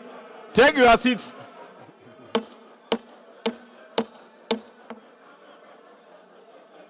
All right. The third order of the day is commencement of debate. You are not doing your work. On the general principles of a bill for an act to amend the Federal Polytechnics Act. Acting Chief Cap Whip. F17. Acting Chief Whip. Laws of Federation of Nigeria 2004 to establish Federal Polytechnics Adigbo Benue State to provide full and part-time courses of instruction in different fields of study and for related matters. Standing in the name of Honorable Tesia Obo, honorable members will recall that the bill was read the first time on Thursday, 9th May 2024. And I invite Honorable Obo to move that the bill be now read the second time. Honorable Ubo, please. Mr. Speaker, distinguished colleagues, my name, Please, let's hear Honorable Ubo. Mr. Speaker, distinguished colleagues, my name is Honorable Tese Ugbo. I represent Kwande Oshongo Federal Constituency of Benue State. Mr. Speaker, I rise today to move a motion that the bill for the establishment of the Federal Polytechnic Adipo, Benue State, be read for a second time. Before I sit, Mr. Speaker, let me just ask so I don't have to come back again to make arguments, that the Federal Polytechnic Adipo... No, you just move, you sit down, you are seconded, then you so talk move, about Mr. it. Speaker. Any seconder to the, yes, please second. Thank you, Mr. Speaker. I remain Honorable Dixon Thaki, OON. I represent Makodi Guma Federal Constituency. I'm from Benue State. Mr. Speaker, honorable colleagues, I rise to second the bill or the motion moved by my colleague from Kwande Ushongu. I so second. Thank you. Thank you. Those in support of this motion, say aye. Those against, say nay. The ayes have it. Please, you can now move that the bill be read a second time, please. Mr. Speaker, make it brief. Much. Very brief, Mr. Speaker. Mr. Speaker, the Federal Polytechnic Adipo has been a very controversial and emotional issue for the people of Kwande Oshongo Federal Constituency. This Polytechnic was brought on the floor of the House in the 8th Assembly, and it went up to third reading, but unfortunately, due to the elapse of time, this Federal Polytechnic, this bill in the 8th Assembly could not be passed.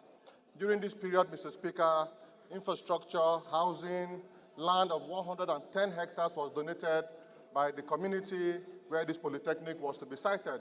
And buildings, classrooms, and infrastructure were put in place, including equipment. But unfortunately, this project was abandoned and is currently wasting away. Mr. Speaker, we bring this bill today and I appeal to my colleagues that instead of allowing this site to continue to lie waste, that we move that this bill be passed for a second time and ultimately be passed into law. I so move, Mr. Speaker. It's a straightforward bill. Those in support of this motion say aye. Those against say nay. The ayes have it. This bill is referred to Committee on Federal Polytechnics and Higher Technical Education. Please, the wrong title of the bill, please. Right, Honorable Speaker, honorable members. A bill for an act to amend the Federal Polytechnics Act, Cap F-17, Laws of the Federation of Nigeria, 2004, to establish Federal Polytechnic Adipo, Benue State, provide full and part-time courses of instruction in different fields of study and for related matters. Second reading. The bill is referred to Committee on Federal Polytechnics, Higher Technical Education. The fourth order of the day is commencement of debate on the general principle of a bill for an act to amend the Federal College of Education Act F8 Law of Federation of Nigeria to establish Federal College of Education, Okoyi, Kwara State, and for related matters. Standing in the name of Honorable Aluko Ahmed Yinka, honorable members will recall that the bill was read the first time on Thursday, 2nd November. I now invite Honorable Aluko to move that the bill be now read a second time. Honorable Aluko. Right, Honorable Speaker, my respected colleagues, I rise to move that the bill for an act to amend the Federal College of Education Act Cap F8 Laws of Federation of Nigeria 2004 to establish Federal College of Education, Okoyi, Kwara State, be read for the first time. My name remains Aluko Ahmed Yinka, PhD. Thank you. Any seconder?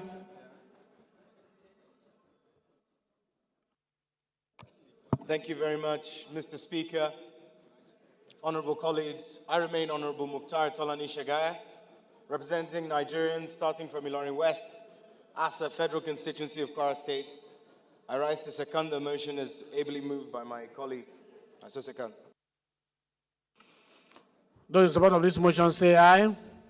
Those against say nay. The ayes have it. Please make it brief. You can now have the floor. Make it brief. Right Honorable Speaker, my respected colleagues, I rise to lead the debate on the general principles on the bill for an act to amend the Federal Colleges of Education Act with the aim of establishing Federal College of Education, OQE, in the East local government area of Kwara State. The bill was read for the first time during the House plenary section on the 2nd of November 2023. Is a crucial step towards addressing the significant educational gap in Kwara State.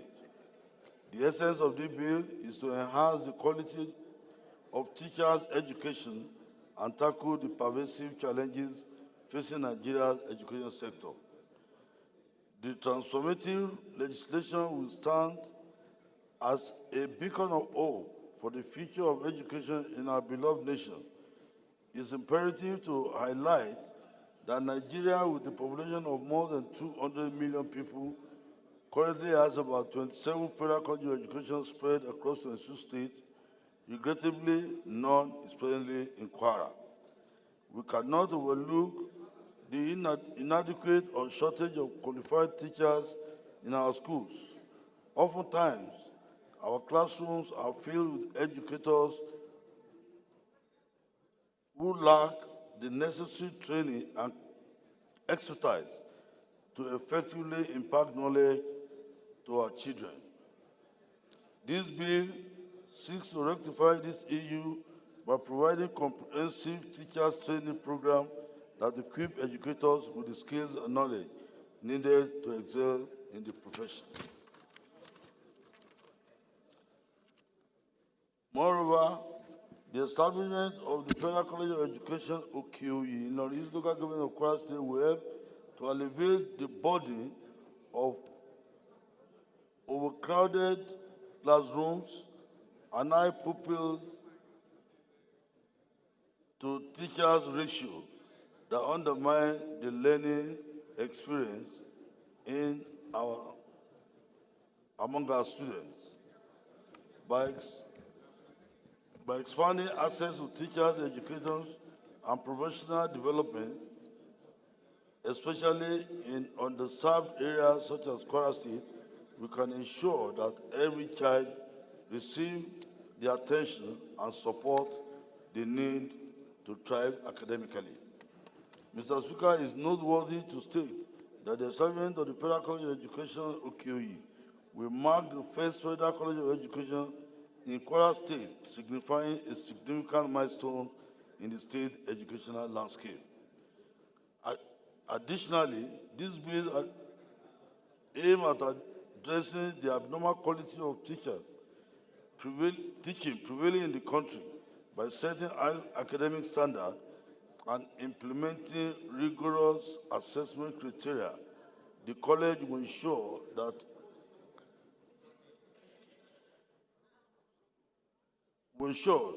only the most competent and qualified are entrusted with the vital task of shaping the minds of our youth. Furthermore, the Federal College of Education, OKE, will serve as a catalyst for educational advancements and manpower development in the local community by providing employment opportunities and stimulating economic growth. The college will uplift the entire region and pave the way for a brighter future for our unborn generations. Mr. Speaker, in conclusion, I urge all honorable and respected members of these other chambers to support this bill by ensuring an establishment of a Federal College of Education, OQE, in the Northeast local government of Kwara State. We can usher in a new era of excellence in teachers' education and propel Nigeria towards a brighter and more prosperous future. Thank you, Mr. Speaker.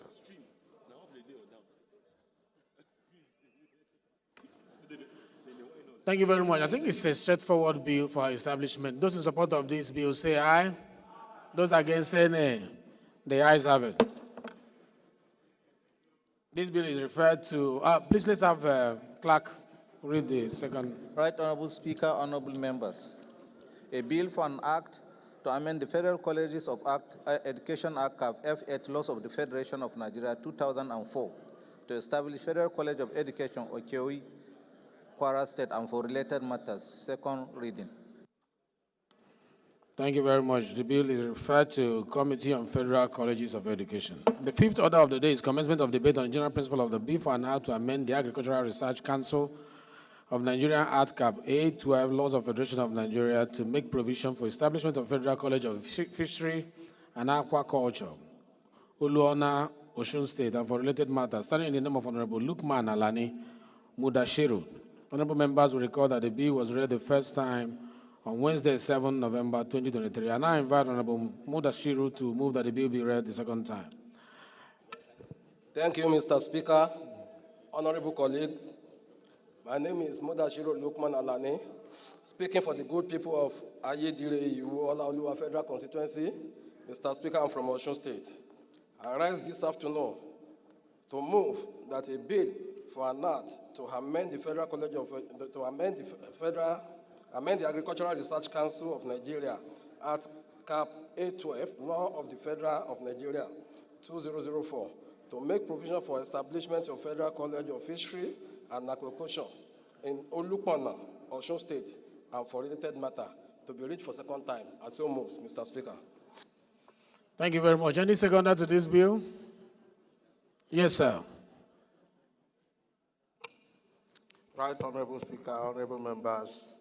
My name is Mweke Felix Uche. I represent Eleme Tai, Oyibo Federal Constituency, and from River State. I rise to second the motion as ably moved by my colleague. I so second. Thank you very much. Those in support of this motion say aye. Those against say nay. The ayes have it. I think it's a straightforward bill. You just want to move according to the motion paper? Thank you, Mr. Speaker. This is an establishment bill, sir. I just want to urge my colleagues to support me on this bill. So I so move, sir.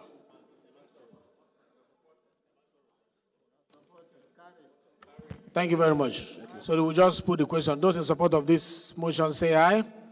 Those against say nay. The ayes have it. Clerk. Right Honorable Speaker, honorable members. A bill for an act to amend the Agricultural Research Council of Nigeria Act Cap 812 Laws of the Federation of Nigeria 2004 to make provision for establishment of Federal College of Fisheries and Aquaculture, Olona, Osun State, and for related matters. Second reading. Thank you very much, Clerk. Bill referred to Committee on Agricultural Colleges and Institutions. The sixth order of the day is commencement of debate on the general principle of bill for an act to amend the Agricultural Research Council of Nigerian Act Cap 812 Laws Federation of Nigeria 2004 to make provision for establishment of National Institute of Rubber Research and Technology, Ilushin, Ogun State, and related matters. Standing in the name of Honorable Adegbeshan Joseph. Honorable members will recall that the bill was read the first time on Tuesday, 24th October 2023. I now invite Honorable Adegbeshan to move that the bill be now read the second time. Honorable, please. Thank you, Mr. Speaker. The respected colleagues, I remain Honorable Engineer Joseph Olorunso Adegbeson, representing Ijebu North, Ijebu East, Ogun Waterside Federal Constituency. I rise this afternoon to move that a bill for an act to amend the Agricultural Research Council of Nigeria Act, Cap A12, Laws of the Federation of Nigeria 2004, to make provision for establishment of National Institute of Rubber Research and Technology, Ilushin, Ogun State, and for related matters be read for the second time. I so move, Mr. Speaker. Thank you very much. Second, please, second. Mr. Speaker, honorable colleagues, my name is Prince Olaide Latif Mohammed. I represent the good people of Irepo, Orelokwe, Olorunsogo Federal Constituency. I rise this afternoon to second the motion that the bill HB 737 be read for the second time. Thank you, Mr. Speaker. I so second. Thank you very much for seconding that. So it's a straightforward bill. Let me put the question. Those in support of this motion say aye. Those against say nay. The ayes have it. Honorable, do you want to say one thing or two? It's an establishment bill, or you want to adopt the procedure of the last speaker? Let me just say one or two things, Mr. Speaker, sir.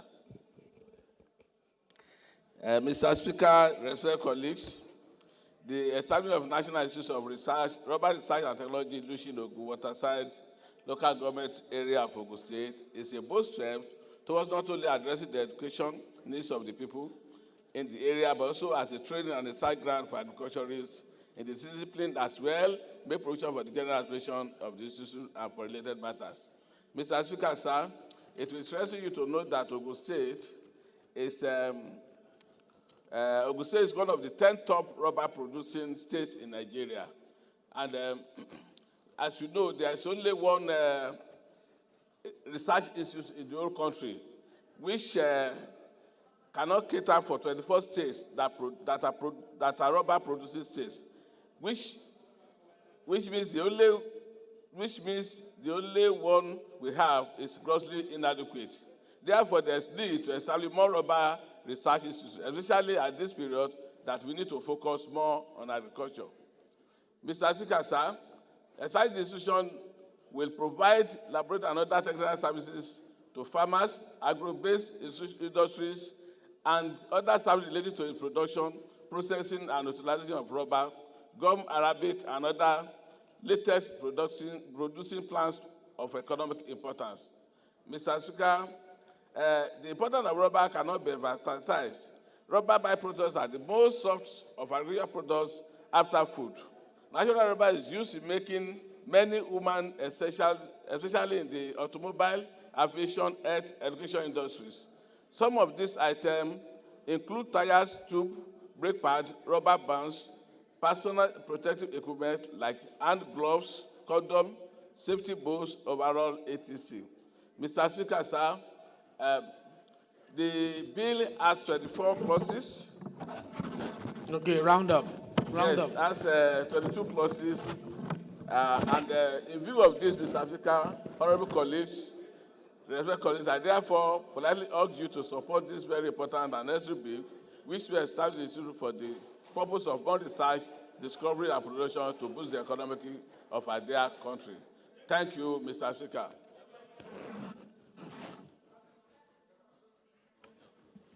Like I said, it's a straightforward bill, and we know we are in need of this, especially as we are trying to embrace local production and the use of local products. Rubber is... Honorable Governor Magaji, please take your seat. It's one of the products that Nigeria prides herself in as a primary product, and we want to research more and know more with technology, get more through technology. So I'll just put the question. Those in support of this bill say aye. Those against say nay. The ayes have it. This bill is referred to Committee on Agricultural Colleges and Institutions. Let's have the long title, please. Right, Honorable Speaker, honorable members. A bill for an act to amend the Agricultural Research Council of Nigeria Act Cap 812, laws of the Federation of Nigeria 2004, to make provision for establishment of National Institute of Rubber Research and Technology, Ilushin, Ogun State, and for related matters. Second reading.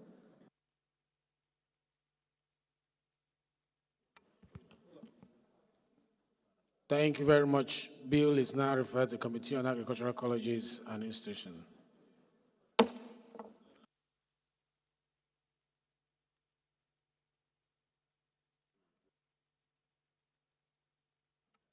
Honorable colleagues, the next order of the day is from the... My distinguished colleagues, I am Honorable Bello Isa Ambarura, member representing Gorba Ilela. Mr. Speaker, I'm from Sokoto State. Mr. Speaker, I rise up to present some very, very important bills for the consideration of this House. The bills are a bill for an act to repeal the National Institute for Nigerian Languages Act and to enact the National Institute for Nigerian Languages Act to ensure that the legal framework of the institute conforms with the regulation of the National Universities Commission in order to enable the institute run degree programs and for related matters.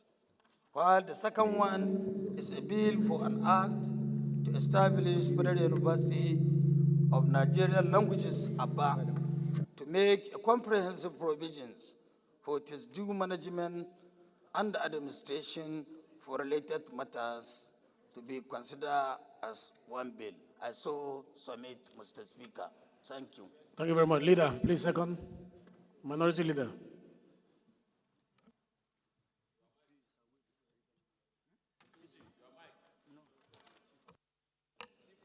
Thank you, Mr. Speaker, my honorable colleagues.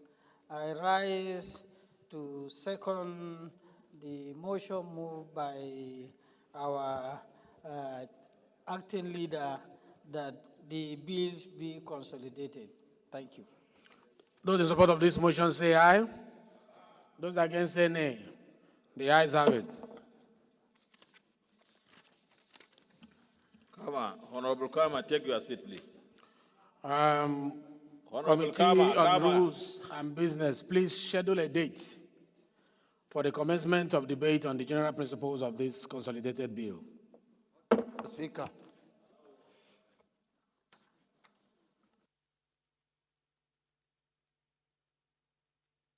Honorable colleagues, the seventh order of the day, which is now the eighth order of the day, is a motion on the need to investigate the Federal Inland Revenue Services, Corporate Affairs Commission, and Nigerian Deposit Insurance Corporation over allegations of lopsided employment and extra budgetary expenditures, standing in the name of Honorable Ali Issa Jesse.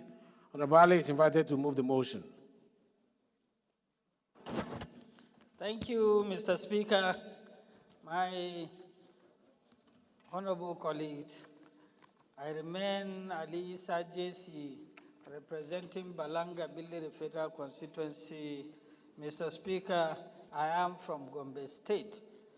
Mr. Speaker, I rise to move a motion need to investigate the Federal Inland Revenue Services, Corporate Affairs Commission, and Nigerian Deposit Insurance Corporation, NDIC, over allegations of lopsided employment and extra budgetary expenditure.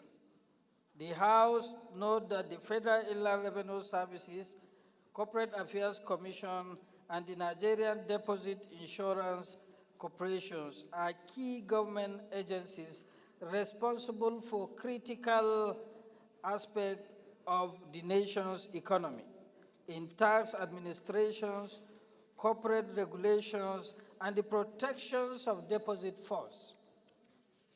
Aware that the allegations of staff recruitment process, that the allegations extended to extra budgetary expenditure by the agencies with funds meant for statutory operations being used for non-statutory in gross violations of the Fiscal Responsibility Act. Concern that if this allegation of lopsided employment and extra budgetary expenditure are true, the principles of fairness, equity, and transparency are violated. Eroded public trust in critical institutions, reduce operational efficiency, and will foster a sense of marginalizations and hopelessness among sections of Nigerian populace. Worried that the alleged malpractice could undermine the capacity of the Federal Inland Revenue Services, the Corporate Affairs Commission, and Nigerian Deposit Insurance Corporations, NDIC, to effectively carry out their mandate, resulting in inefficiency that may affect tax collections, corporate regulation, and the stability of Nigerian financial system. Resolve, set up an ad hoc committee to investigate the employment processes in the Federal Inland Revenue Services, Corporate Affairs Commission, NDIC, with a view to determine the compliance with the federal character principles of the Constitution of the Federal Republic of Nigeria as amended, and report within 4 weeks. Mr. Speaker, I so move. Amendment. Wow. Amendment. Amendment. We have to second it first before we can go for amendment. No. Amendment. Let me go all the way back for seconding. Yes. Please second it. Mr. Speaker, sir, mine is an amendment. Can I ask on Mr. Speaker to amend? Okay, you can see it. I'm looking for those who will do amendment. Amendment. Please, amendment you. Amendment, Yes. sir. It's an amendment. No, seconder first. Seconder. Okay, sir. Not you, behind you here. Thank you, Mr. Speaker. My name is Honorable Aliu Aminu Garu. I represent the good people of Bauchi Federal Constituency. I am from Bauchi State. I rise this afternoon to second the motion raised by my leader. I so second. All right, before we put the question, please take, your mic is on, just turn it off. Okay, the Prince of Niger, let's hear your amendment. So you can turn off your mic. Thank you so much, Mr. Speaker. I remain Honorable Said Musa Abdullahi. I represent the people of Bida, Bakokacha Federal Constituency. Mr. Speaker, honorable colleagues, I'm from Niger State. Mr. Speaker, as important as this motion is, I think we have standing committees of the House with clear jurisdiction to look at the issues raised therein. So I therefore move that the prayers of the motion be directed to the relevant committees of the House. I know for a fact that anything that has to do with extra budgetary spending rests with relevant committees. Then when you talk of lopsided employment, it's something that has to do with federal character committee. So I think we should allocate the responsibility to the relevant committees of the House. I so submit, Mr. Speaker. Amendment. No, before the second amendment, the first amendment needs to be seconded. The Prince of Niger has made a position, it needs to be seconded, and then we'll put a vote to it. Honorable Chike.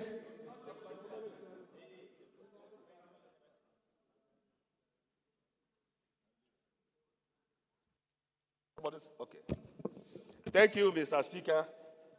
My name is Chike Jonoka for PhD. I represent the good people of Ehime Mbano, Yitu Boma, Obo Federal Constituency. I'm from Imo State. I stand to second this very important amendment that this motion should be referred to the labor committees of this House as against our drug committee. I so second. Thank you. Those in support of these amendments say aye. Those against say nay. Nay! Let me ask again. Those in support of this amendment say aye. Aye! Those against say nay.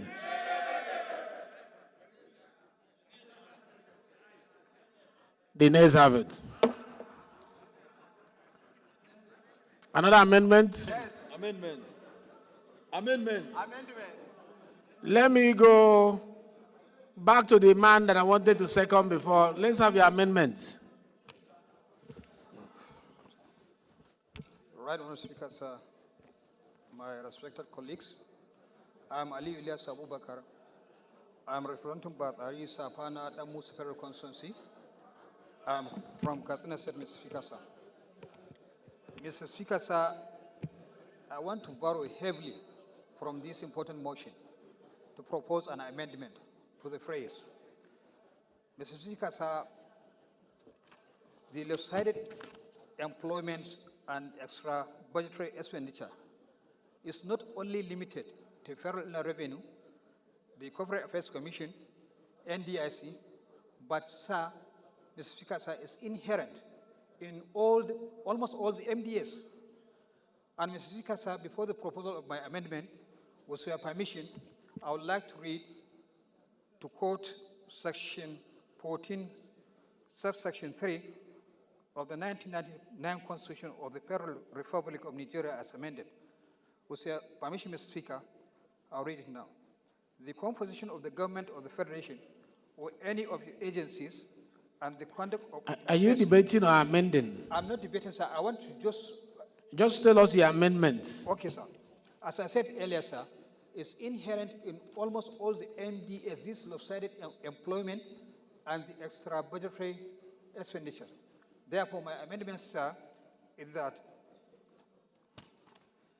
set up an ad hoc committee to investigate the employment processes in the Federal Revenue Service, FIRS, Corporate Affairs Commission, CAC, and the NDIC, and all the MDS. And all the MDS. Okay, you want to add all the MDS. All the MDS, sir. And the time limit should be 2 months to present their reports. Wouldn't that defeat the essence of the motion? Sir? Wouldn't it defeat the concise nature of the motion? But, sir, okay, let's put it to vote. Any seconder? Thank you. Any seconder? Any seconder?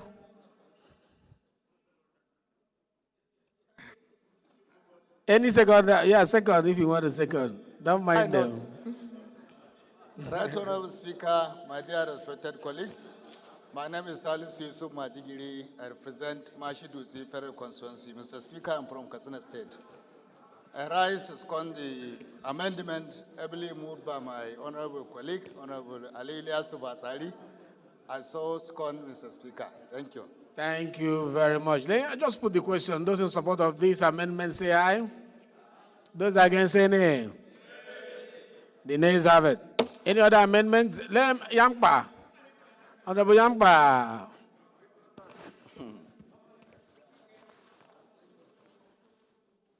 Thank you, Your Excellency, Mr. Speaker, my colleagues. I remain Honorable Dauda Zakaria Nyampa, member representing the people of Madagali, Michika Federal Constituency. My amendment is on the prayers, Your Excellency, that we add the extraordinary budgetary provision in the prayer. Is missing in the prayers. So that's my amendment as is captured on the main subject. I so amend, Mr. Speaker and colleagues. Thank you. You are just very straight to the point, and I like that. The Prince. Second. Thank you, Mr. Speaker, my fellow colleagues. The great Taufik. My name is Honorable Taufik Abimbola Jilesoro, and I represent the awesome people of Ife, Federal Constituency in Osun State, and from the source. I rise to second the amendments by my brothers. I so second. Thank you very much. Those in support of this amendment say aye. Those against say nay. The ayes have it. Amendment. Yes, Honorable Abiante. Thank you very much, Your Excellency, Right Honorable Speaker, my very distinguished colleagues. Mine is neither an amendment, but a concern, Mr. Speaker. Mr. Speaker. Are you amending? Not an amendment. So wait, let others. We are doing amendment now. Amendment. All right. Public procurement. Honorable them. Thank you, Mr. Speaker, distinguished colleagues. My name is Idem Unyima, member representing Ukanafun, Orogonam Federal Constituency of Akwa Ibom State. Mr. Speaker, I rise to propose an amendment to the prayer that since the issue at hand has to do with employment, which falls under the federal character principle. And secondly, the issue of extra budgetary expenditure falls under procurement process. I want to move that this matter be referred to the committees on federal character and public procurement. I so move, Mr. Speaker. Thank you. You remember when the Prince of Niger moved his omnibus motion for amendment, which is supposed to cover other MDAs? You know, the House says no, and another person re-echoed the House says no. So that's exactly where you are going now. I don't know if you want to step your amendment down or you want to second that. Okay, it has been taken already, so the issue has been handled, so we cannot go through it again. So, any other amendments? Let me put the question. Those in support of this motion as amended, say aye. You promised you were going to listen to me, Mr. Speaker. This is a parliament, sir, Mr. Speaker. Yes, I promise him. Yes. I promise him. Yes, Mr. Speaker. Thank you very much, Mr. Speaker, my distinguished colleagues. Mr. Speaker, he's a senior parliamentarian. Let's oblige him. Let us not begin to make the House look so beggarly, Mr. Speaker. Let us not begin to let this House look so beggarly, Mr. Speaker. The issues we are talking about are constitutional issues, breaches of the Constitution. The Constitution stipulates that there shall be nothing done, recruitment, appointment, or even the spread of projects that will seem to project one section greater than others. And that led us to a committee in this House that I consider Constitutional Committee, Committee on the Federal Character, Mr. Speaker. Let us also not forget, sir, that at the inception of this 10th Assembly, Mr. Speaker, an ad hoc committee was set up to consider a similar thing, Mr. Speaker. And we are all aware of all the reports, all the insinuations, all the embarrassment that this House was caused because of that ad hoc committee, Mr. Speaker. We want to throw the same line again. Must we set up ad hoc committees to investigate every ministry, department, and agency for the purpose of recruitment when there is a standing committee? Mr. Speaker, this House, the integrity of this House is paramount to most of us. And we should not be seen to be working against our own standing orders that have set up a committee that should look at these things holistically. Mr. Speaker, in this file are letters of communication between the committee and the Federal Inland Revenue Services. We should not begin to embarrass ourselves before those who we are supposed to oversight, Mr. Speaker. Thank you. Let us consider the integrity of this House and do what is right and needful, Mr. Speaker. Thank you. As those of me. Thank you. Thank you. You know, the House works through motions and votes. Nothing more, nothing less. The House is not, coerced into a particular direction by the chair. It is the decision of the floor on whether to go right or go left, irrespective of what the speaker thinks. The House is bigger than anybody.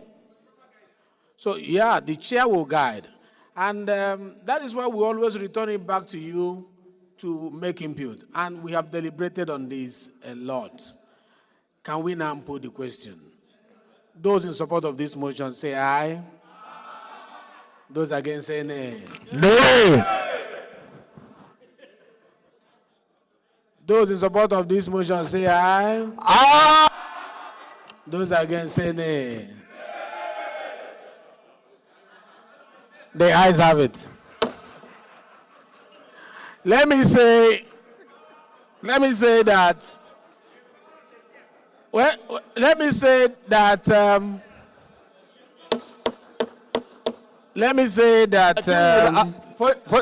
this particular motion, the referral of this particular motion, Honorable Abiante, listen. Minority ordered. Minority Chief, go back to your seat, please. Order, please.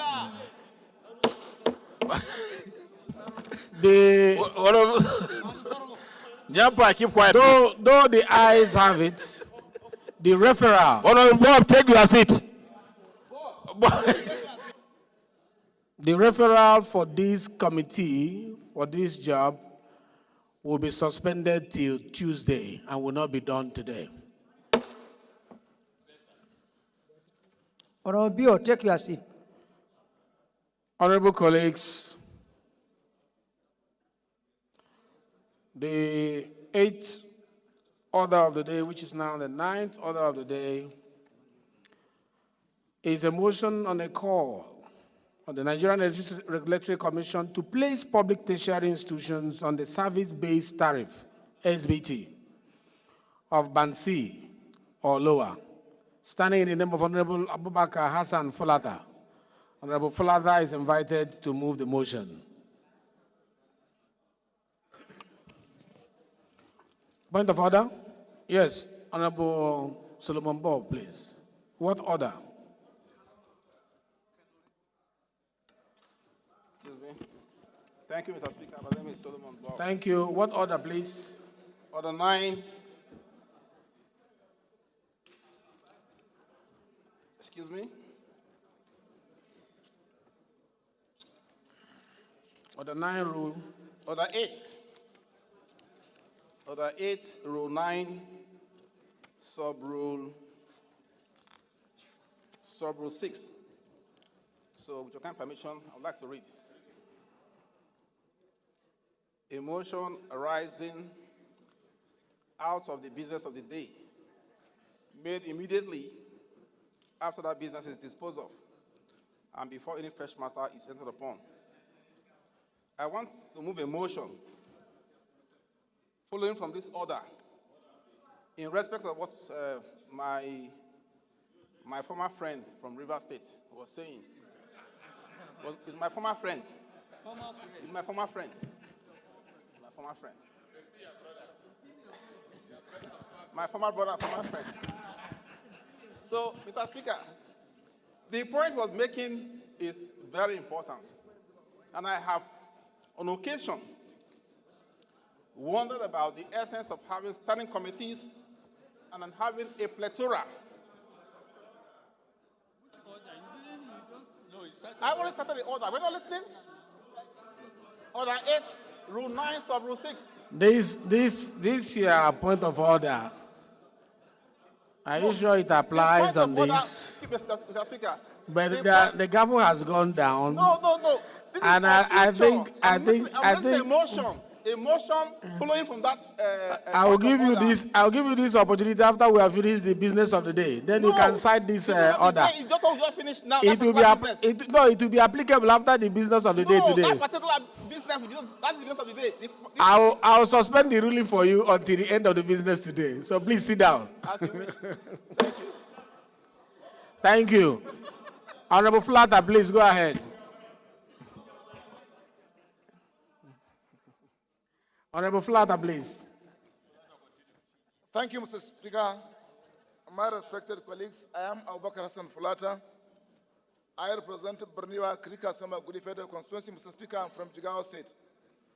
Mr. Speaker, my respected colleagues, call on Nigerian Electricity Regulatory Commission to place public tertiary institutions on the service-based tariffs of Band C, or if there is any band that is lower than Band C. House notes that tertiary education is an invaluable tool for socio-economic development. Also notes that public institutions in Nigeria offer education at minimal charges. Most students cannot afford fees, and attempts by institutions to increase school fees have always been met with resistance from those students. Concerned that due to inadequate funding by federal government, public institutions are unable to operate optimally, thus the recent hike in electricity tariffs and the consequent power cut for defaulting institutions has thrown them into total darkness, putting Honorable Omar Bill, approach the chair. At risk and security of students and staff in jeopardy. Also concerned that the attendant riots by students due to inability to use important learning equipment resulted in the closure of those of the affected institutions. Worried that grounding of academic activities in Nigeria could lead to incessant frustrations among students and potentially have severe socio-economic consequences. Aware that Section 14, subsection 2B of the Constitution of the Federal Republic of Nigeria 1999 as amended provides that the security and welfare of the people shall be the primary responsibility of government, while Section 18, subsection 1 of the Constitution mandates the federal government to ensure equal and adequate education opportunities at all levels. Disturbed that if immediate measures are not taken to restore power supply and make electricity affordable in public institutions, the institutions will be forced to increase fees to meet up with current electricity costs and other bills, which would likely stir Acting up leader, violence, approach the chair. Acting leader. which would likely stir up violent resistance that may spell grave danger to the economy.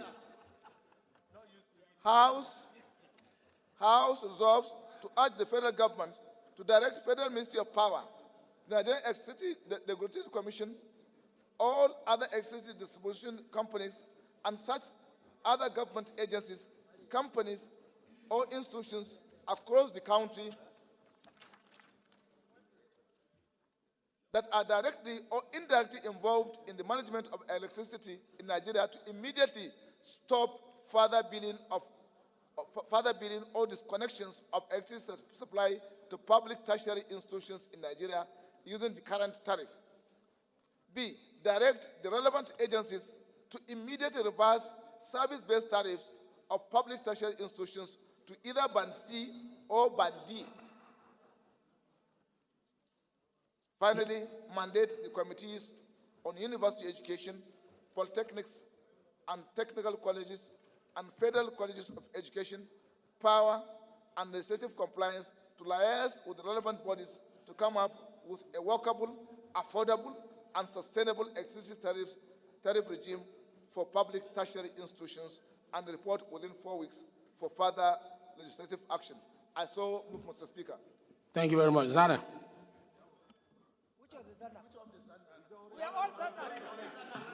The older one.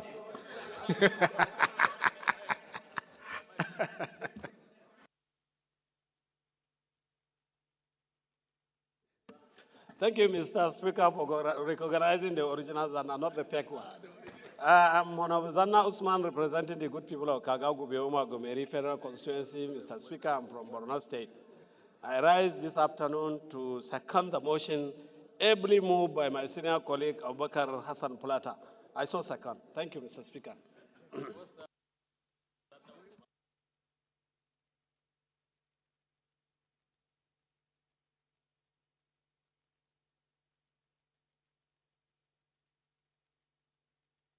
Thank you. It's a straightforward motion. It's a utility motion. I just put the question. Those in support of this motion say aye. Those against say nay. The ayes have it. This motion is referred to Committee on University Education, Federal Politics and Technical College, and Federal Colleges of Education, Power and Legislative Compliance. The 9th order of the day, which is now 10th order of the day, is a motion on the need for rehabilitation of Zaria, Funtua, Gusua, Kauran, Namuda rail line, standing in the name of Honorable Dahatu Shehu and 7 others. Honorable Shehu is invited to move the motion. Honorable Shehu, please. Right, Honorable Speaker, very distinguished colleagues. I remain Honorable Engineer Shehu Alhatu, member representing Paskari, Kankara Sawa, and from Katsina State. Rehabilitation of Zaria, Puntua, Gusau, Kauran, railway line. The House, note that the Zaria Puntua... Because of our time, we are going to look at infrastructure motions, the title and the prayer. No problem, sir. Just mention the title, go to prayer, so that we can round up. Just one paragraph, sir. One paragraph, okay. Yes, sir. The House, note that Zaria Puntua Gusau Kauranamoda railway line is one of the oldest railway lines in Nigeria, established in 1926 by the British colonial administration. The House resolved to, 1, urge the Federal Ministry of Transportation to liaise with the Federal Ministry of Finance to make adequate budgetary provisions for the rehabilitation of Zaria, Puntua, Gusau, Kauran, Namuda rail lines in the 2025 budgetary estimate. 2, mandate the Committee on Land Transport to invite the Management Board of the Nigeria Railway Corporation to address the deplorable state of the railway infrastructure and the inadequate management process in Zaria, Puntua Kauran Namuda Red Line, and finally also mandate the committees on land transport and legislative compliance to ensure compliance. Mr. Speaker, I so move. Thank you very much. Any seconder to this motion? Yes. Works, Chairman. Thank you, Mr. Speaker. Honorable colleagues, I'm Honorable Akin Alabi from Oyo State. I represent the good people of Egbeda on our federal constituency. I rise this afternoon to second the motion ably moved by my colleague. I so second. Thank you very much. Honorable colleagues, this is a straightforward motion, and it is an infrastructure motion. Amendment, my palace? Yes, make it brief. Thank you, Mr. Speaker. Kabiru Ahmadu Palace Ismail. I represent the entire people of Bosos IP Federal Constituency and from Zamfara State. I want to amend Prayer 1 to remove the Ministry of Finance, to add Ministry of Budget and Planning to make adequate budgetary provisions for the rehabilitation of these projects. Thank you very much. Any seconder to this motion of amendment? Yes, behind. Yeah. Right Honorable Speaker, my dear colleagues, my name is Salis Yusuf Majigiri. I represent Mashidusi Federal Constituency. Mr. Speaker, I'm from Katsina State. I rise to second the motion for amendment ably moved by Honorable Kabiru My Palace. I so second, Mr. Speaker. Thank you very much. Those in support of this amendment say aye. Those against say nay. The ayes have it. Those in support of the motion as amended say aye. Those against say nay. The ayes have it. This motion is referred to committees on land transport and legislative compliance. The 10th order of the day, which is now 11, is the motion on the need to establish climate change desk in all federal ministries, departments, and agencies, standing in the name of Honorable Kama Nkem Kama. Honorable Nkem Kama is invited to move the motion. Make it very brief. Honorable Nkem Kama. Thank you, Mr. Speaker, honorable colleagues. Kama Nkem Kama is my name. I represent the awesome people of Ohozara, Onitsha, and Ibu Federal Constituency. Mr. Speaker, I'm from Ebonyi State, the south of the nation. Mr. Speaker, honorable colleagues, the need to establish climate change desk in all federal ministries, departments, and agencies. Mr. Speaker, the House knows that climate change poses a threat to environment, economy, and the well-being of the people of Nigeria. Thus, there is need for sustaining collective efforts and fostering cross-sector collaboration to effectively address the complex challenges posed by climate change in Nigeria. One of such efforts in Nigeria is the enactment of the Climate Change Act, CCA 2021. The House are aware that Section 22(1) of the Climate Change Act obligates ministries, departments, and agencies to establish climate change desks to ensure integration of climate change activities into the core mandate of MDAs. The House also are aware that climate change is causing a rise in temperatures, deforestation, desertification, loss of life, property displacement, food and water insecurity, and economic development threats, thus requires collaborative efforts. The House also knows that Climate Change Act provides that ministries responsible for finance and budget and national planning shall ensure that all budget proposals submitted by NDAs are properly vetted and costed for climate change considerations, and that adequate allocation is provided under appropriate subheads in the annual budget. The implication is that any MDA that fails to allocate proper funding for climate change consideration within its budget will not have its budget passed. MDAs are also obligated to adhere to the annual carbon emission reduction targets in line with the action plan and carbon budget made under this act. However, 2 years after, there is no action plan, Mr. Speaker. The House are aware that the lack of carbon budget limits greenhouse gas target enforcement. Implementing climate change desk in municipal development authorities will improve coordination and accountability in addressing climate change round up. plans. Mr. Speaker, the House therefore urge the head of service to implement the establishment of climate change desks in all federal ministries, departments, and agencies. The House also urged the ministers to implement the obligations of their ministries under the Climate Change Act 2021. Further urged the National Council on Climate Change Secretariat to implement setting the carbon budget and action plan direct the Federal Minister of Finance to require MDAs to include climate change consideration in their 2025 budget, and mandate the Committee on Public Service Matters to ensure compliance and report within the House for further legislative action. Thank you, Mr. Speaker. Thank you very much. It's a straightforward motion. Any seconder to this motion? Seconder to this motion? Yes. The Army. Deputy Army.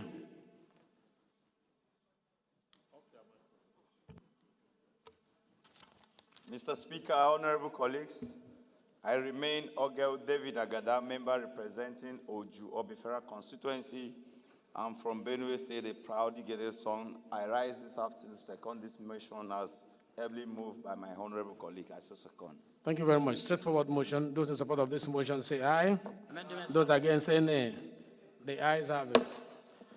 This motion is referred to the Committee on Public Service Matters and Climate Change.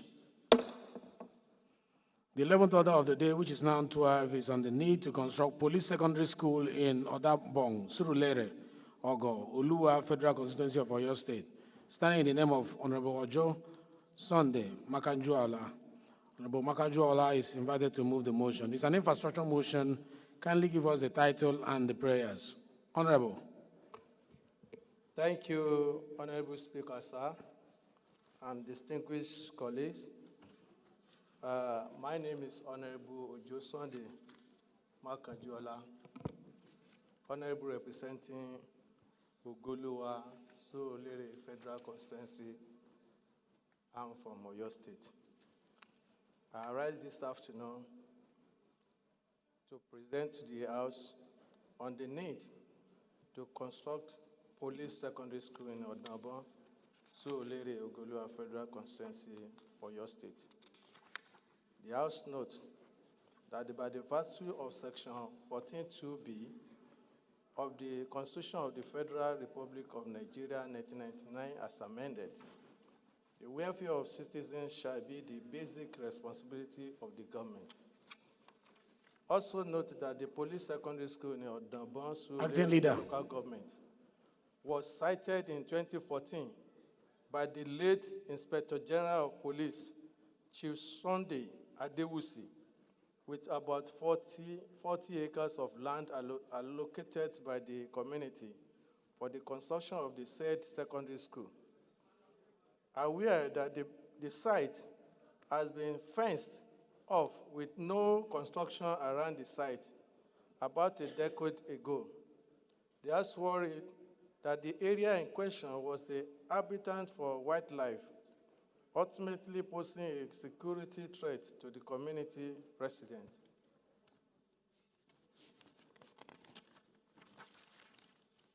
Please, your prayers, please. Okay.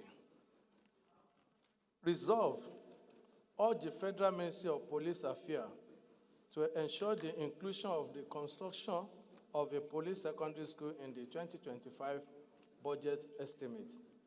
2, also mandate the Committee on Police Affairs and Legislative Compliance to ensure compliance. I so move. Thank you. Thank you. It's an infrastructure motion. I think I will just put the question after it's seconded. Who is seconding this? Yes, please, second. Thank you, Honorable Speaker. Abbas Adigun is my name. I represent the people of Ibadan Southeast, Ibadan Northeast Federal Constituency. I rise to second the motion moved by my colleague from Oyo State. I also second. Thank you, sir. Those in support of this motion say aye. Those against say nay. The ayes have it.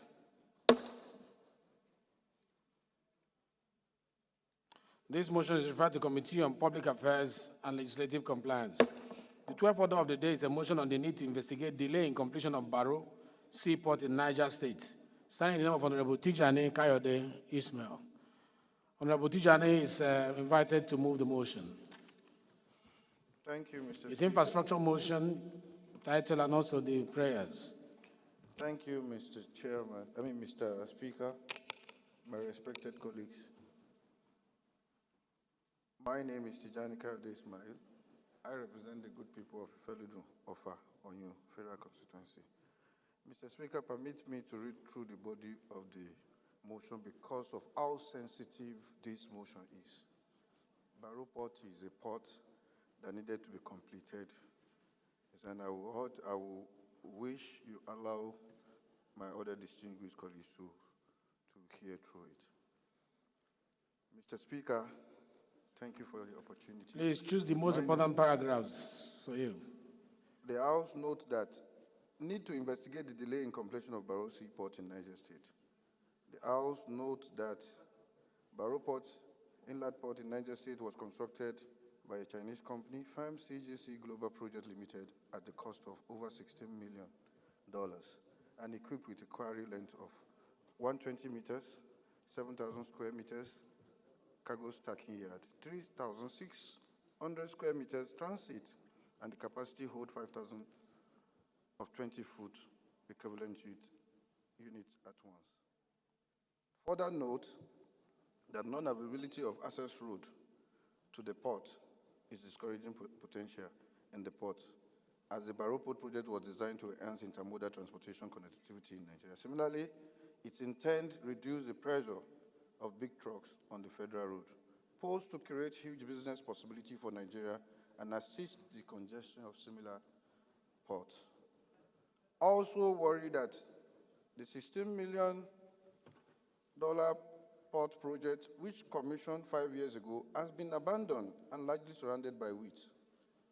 Cognizant that the completion of Niger State Barrow Port is essential for the country economic development, job creation, freight cost saving of over 1 billion naira, the congestion of Lagos Port, reduce the hardship of wasting hours to clear goods.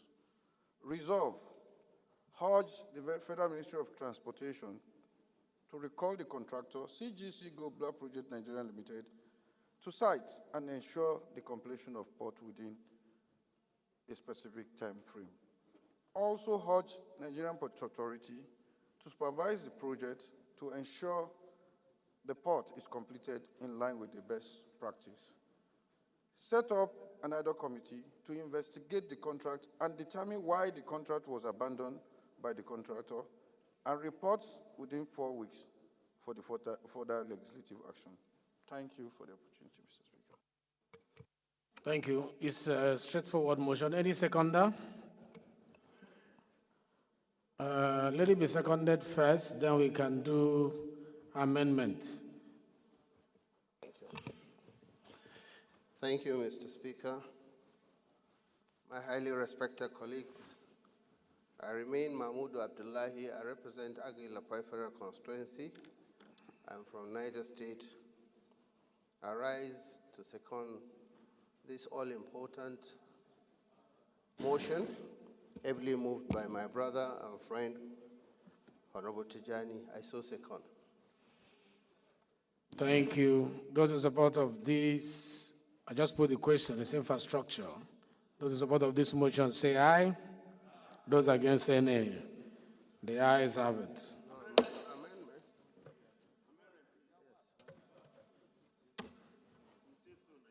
The gavel has gone down already.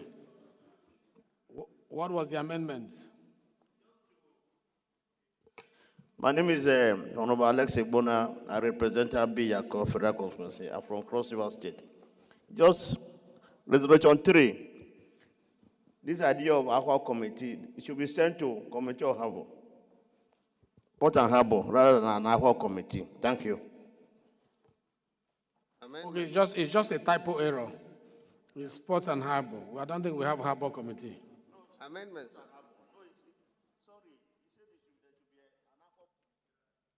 No? Ad hoc committee. Okay. Now move that we rescind our decision. Please, leader, move that we rescind our decision when the gavel went down so that we can attend to this. Thank you, Mr. Speaker. Honorable colleagues, I remain Adimori Aliukuya speaking for Shumon Federal Constituency. In view of the information and the need for further amendment of the prayers. I move that the earlier resolution be reversed. Second, the leader. Mr. Speaker, my highly respected colleagues, Aliyu Sanuma Daki is my name, and I represent the Alapedro constituency of Kano State. I stand to second the motion as moved. I do second. Those in support that will receive the decision say aye. Those against say nay. The ayes have it. Now move that amendment again. That we step down resolution 3, rather than setting another committee, the thing should be sent to Committee on Sport and Harbour.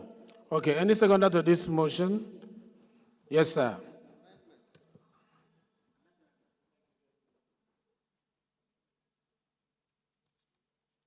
Please, doctor, put off your phone. Thank you very much, Mr. Speaker, honorable colleagues. I remain Honorable Dr. Engineer Sanabala, representing Sanyawa Gari Federal Constituency from Kano State, and I rise to second the amendment as moved by Honorable. I so second. Thank you very much. Those in support of this amendment say aye. Those against say nay. The ayes have it. Amendment. Yes, another amendment. Amendment, yes. Yes.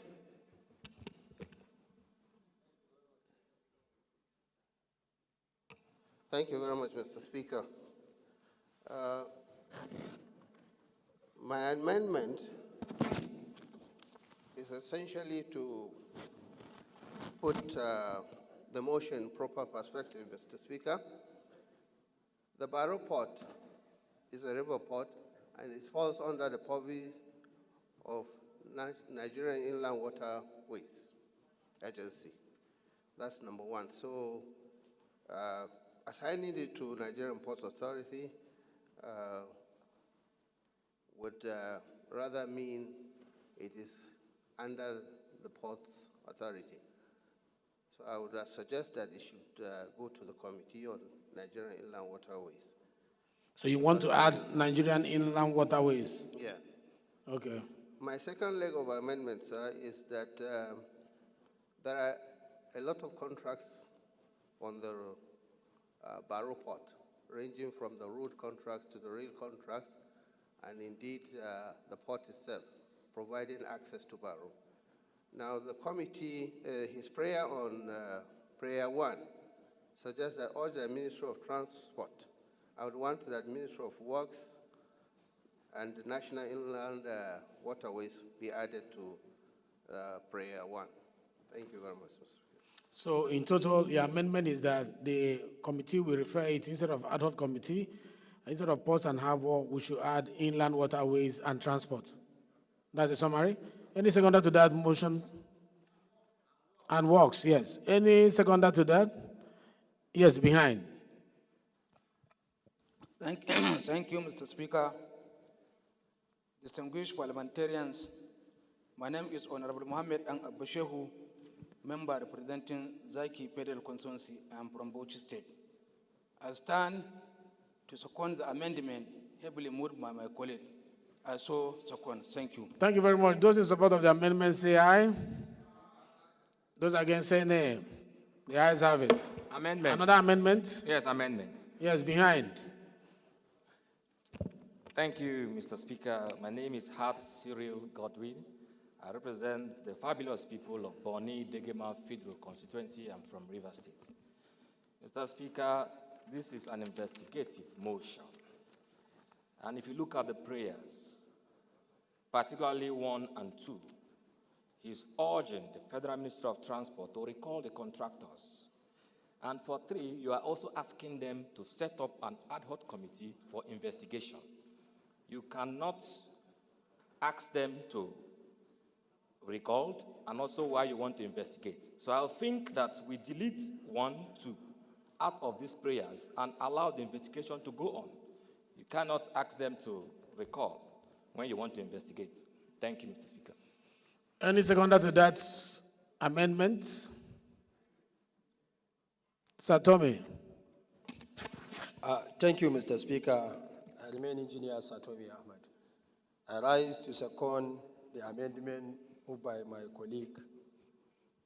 I hereby second the amendment. Thank you very much. Those in support of this amendment say aye. Those against say nay. The ayes have it. Those in support of the motion as amended, say aye. Those against say nay. The ayes have it. This motion is now referred to Committee on Ports and Harbor, Works, Transport, and inland waterways. The 13th order of the day, which is now the 14th order of the day, is a motion on the need to safeguard and secure transmission line, protect critical power infrastructure from incessant vandalization towards ensuring uninterrupted power supply. Standing in the name of Honorable Sani Umar Bala. Honorable Sani is invited to move the motion. Honorable Sani, it is a utility motion. Please, the title and the prayers, if you are here. Thank you very much, Mr. Speaker, honorable colleagues. I remain Honorable Dr. Engineer Sani Bala, a fellow of the Nigerian Society of Engineers.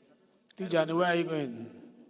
I represent Sanyawa Gari Federal Constituency from Kano State, and the title of the motion is on the need to safeguard and secure transmission lines, protect critical power infrastructure from incessant vandalism towards ensuring uninterrupted power supply.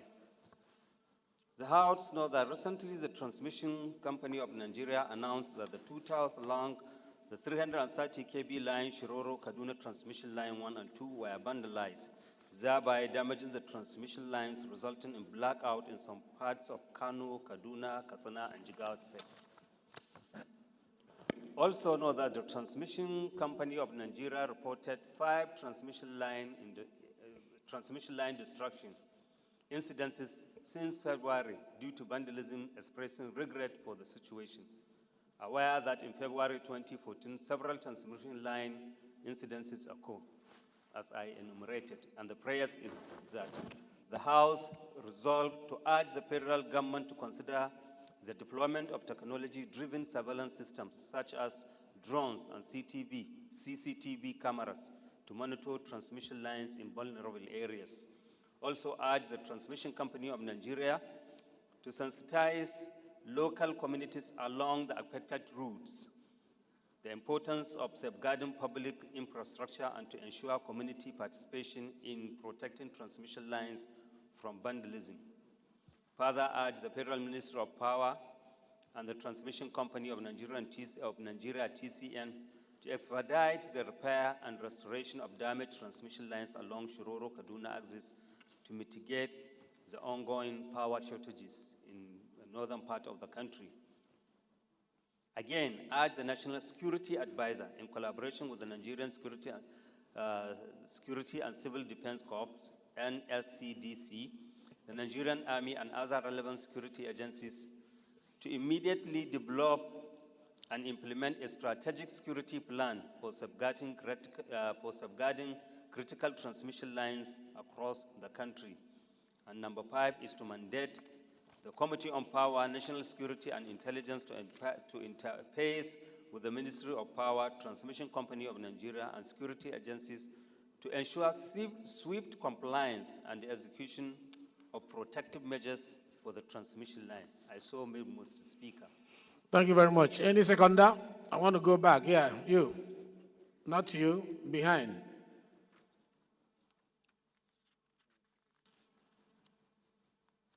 Turn off your mic, please.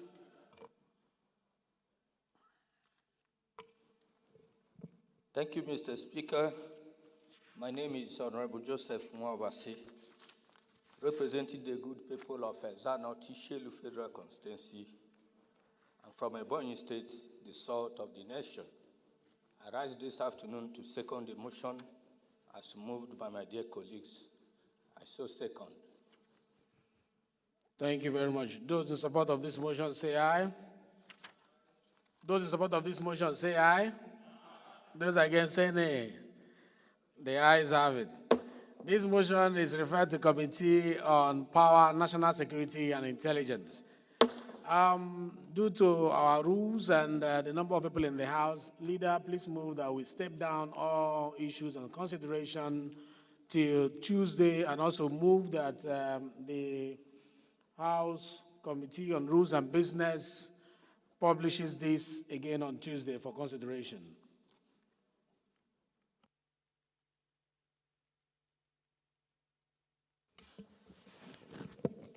Thank you, Mr. Speaker. Distinguished honorable colleagues, in view of the time that is fast spent,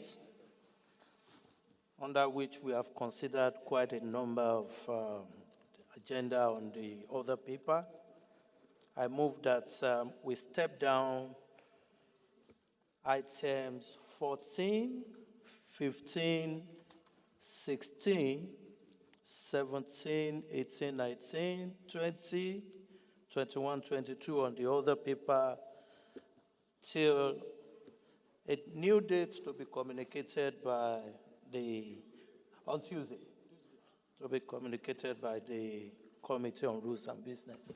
As a move, sir. Thank you, Leader. Minority Leader. Mr. Speaker, my highly respected colleague, I stand to second the motion that report consideration that is on the order paper from item 14 to 26 be stepped down to Tuesday next week. Thank you. Those in support of this motion say aye. Those against say nay. The ayes have it.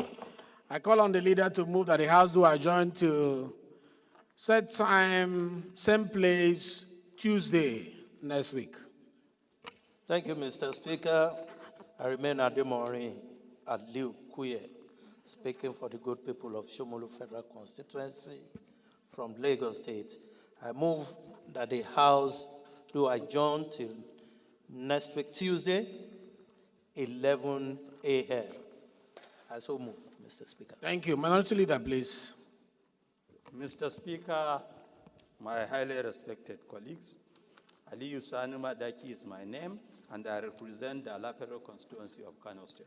I stand to second the motion that we do adjourn to Tuesday next week, same venue, same time.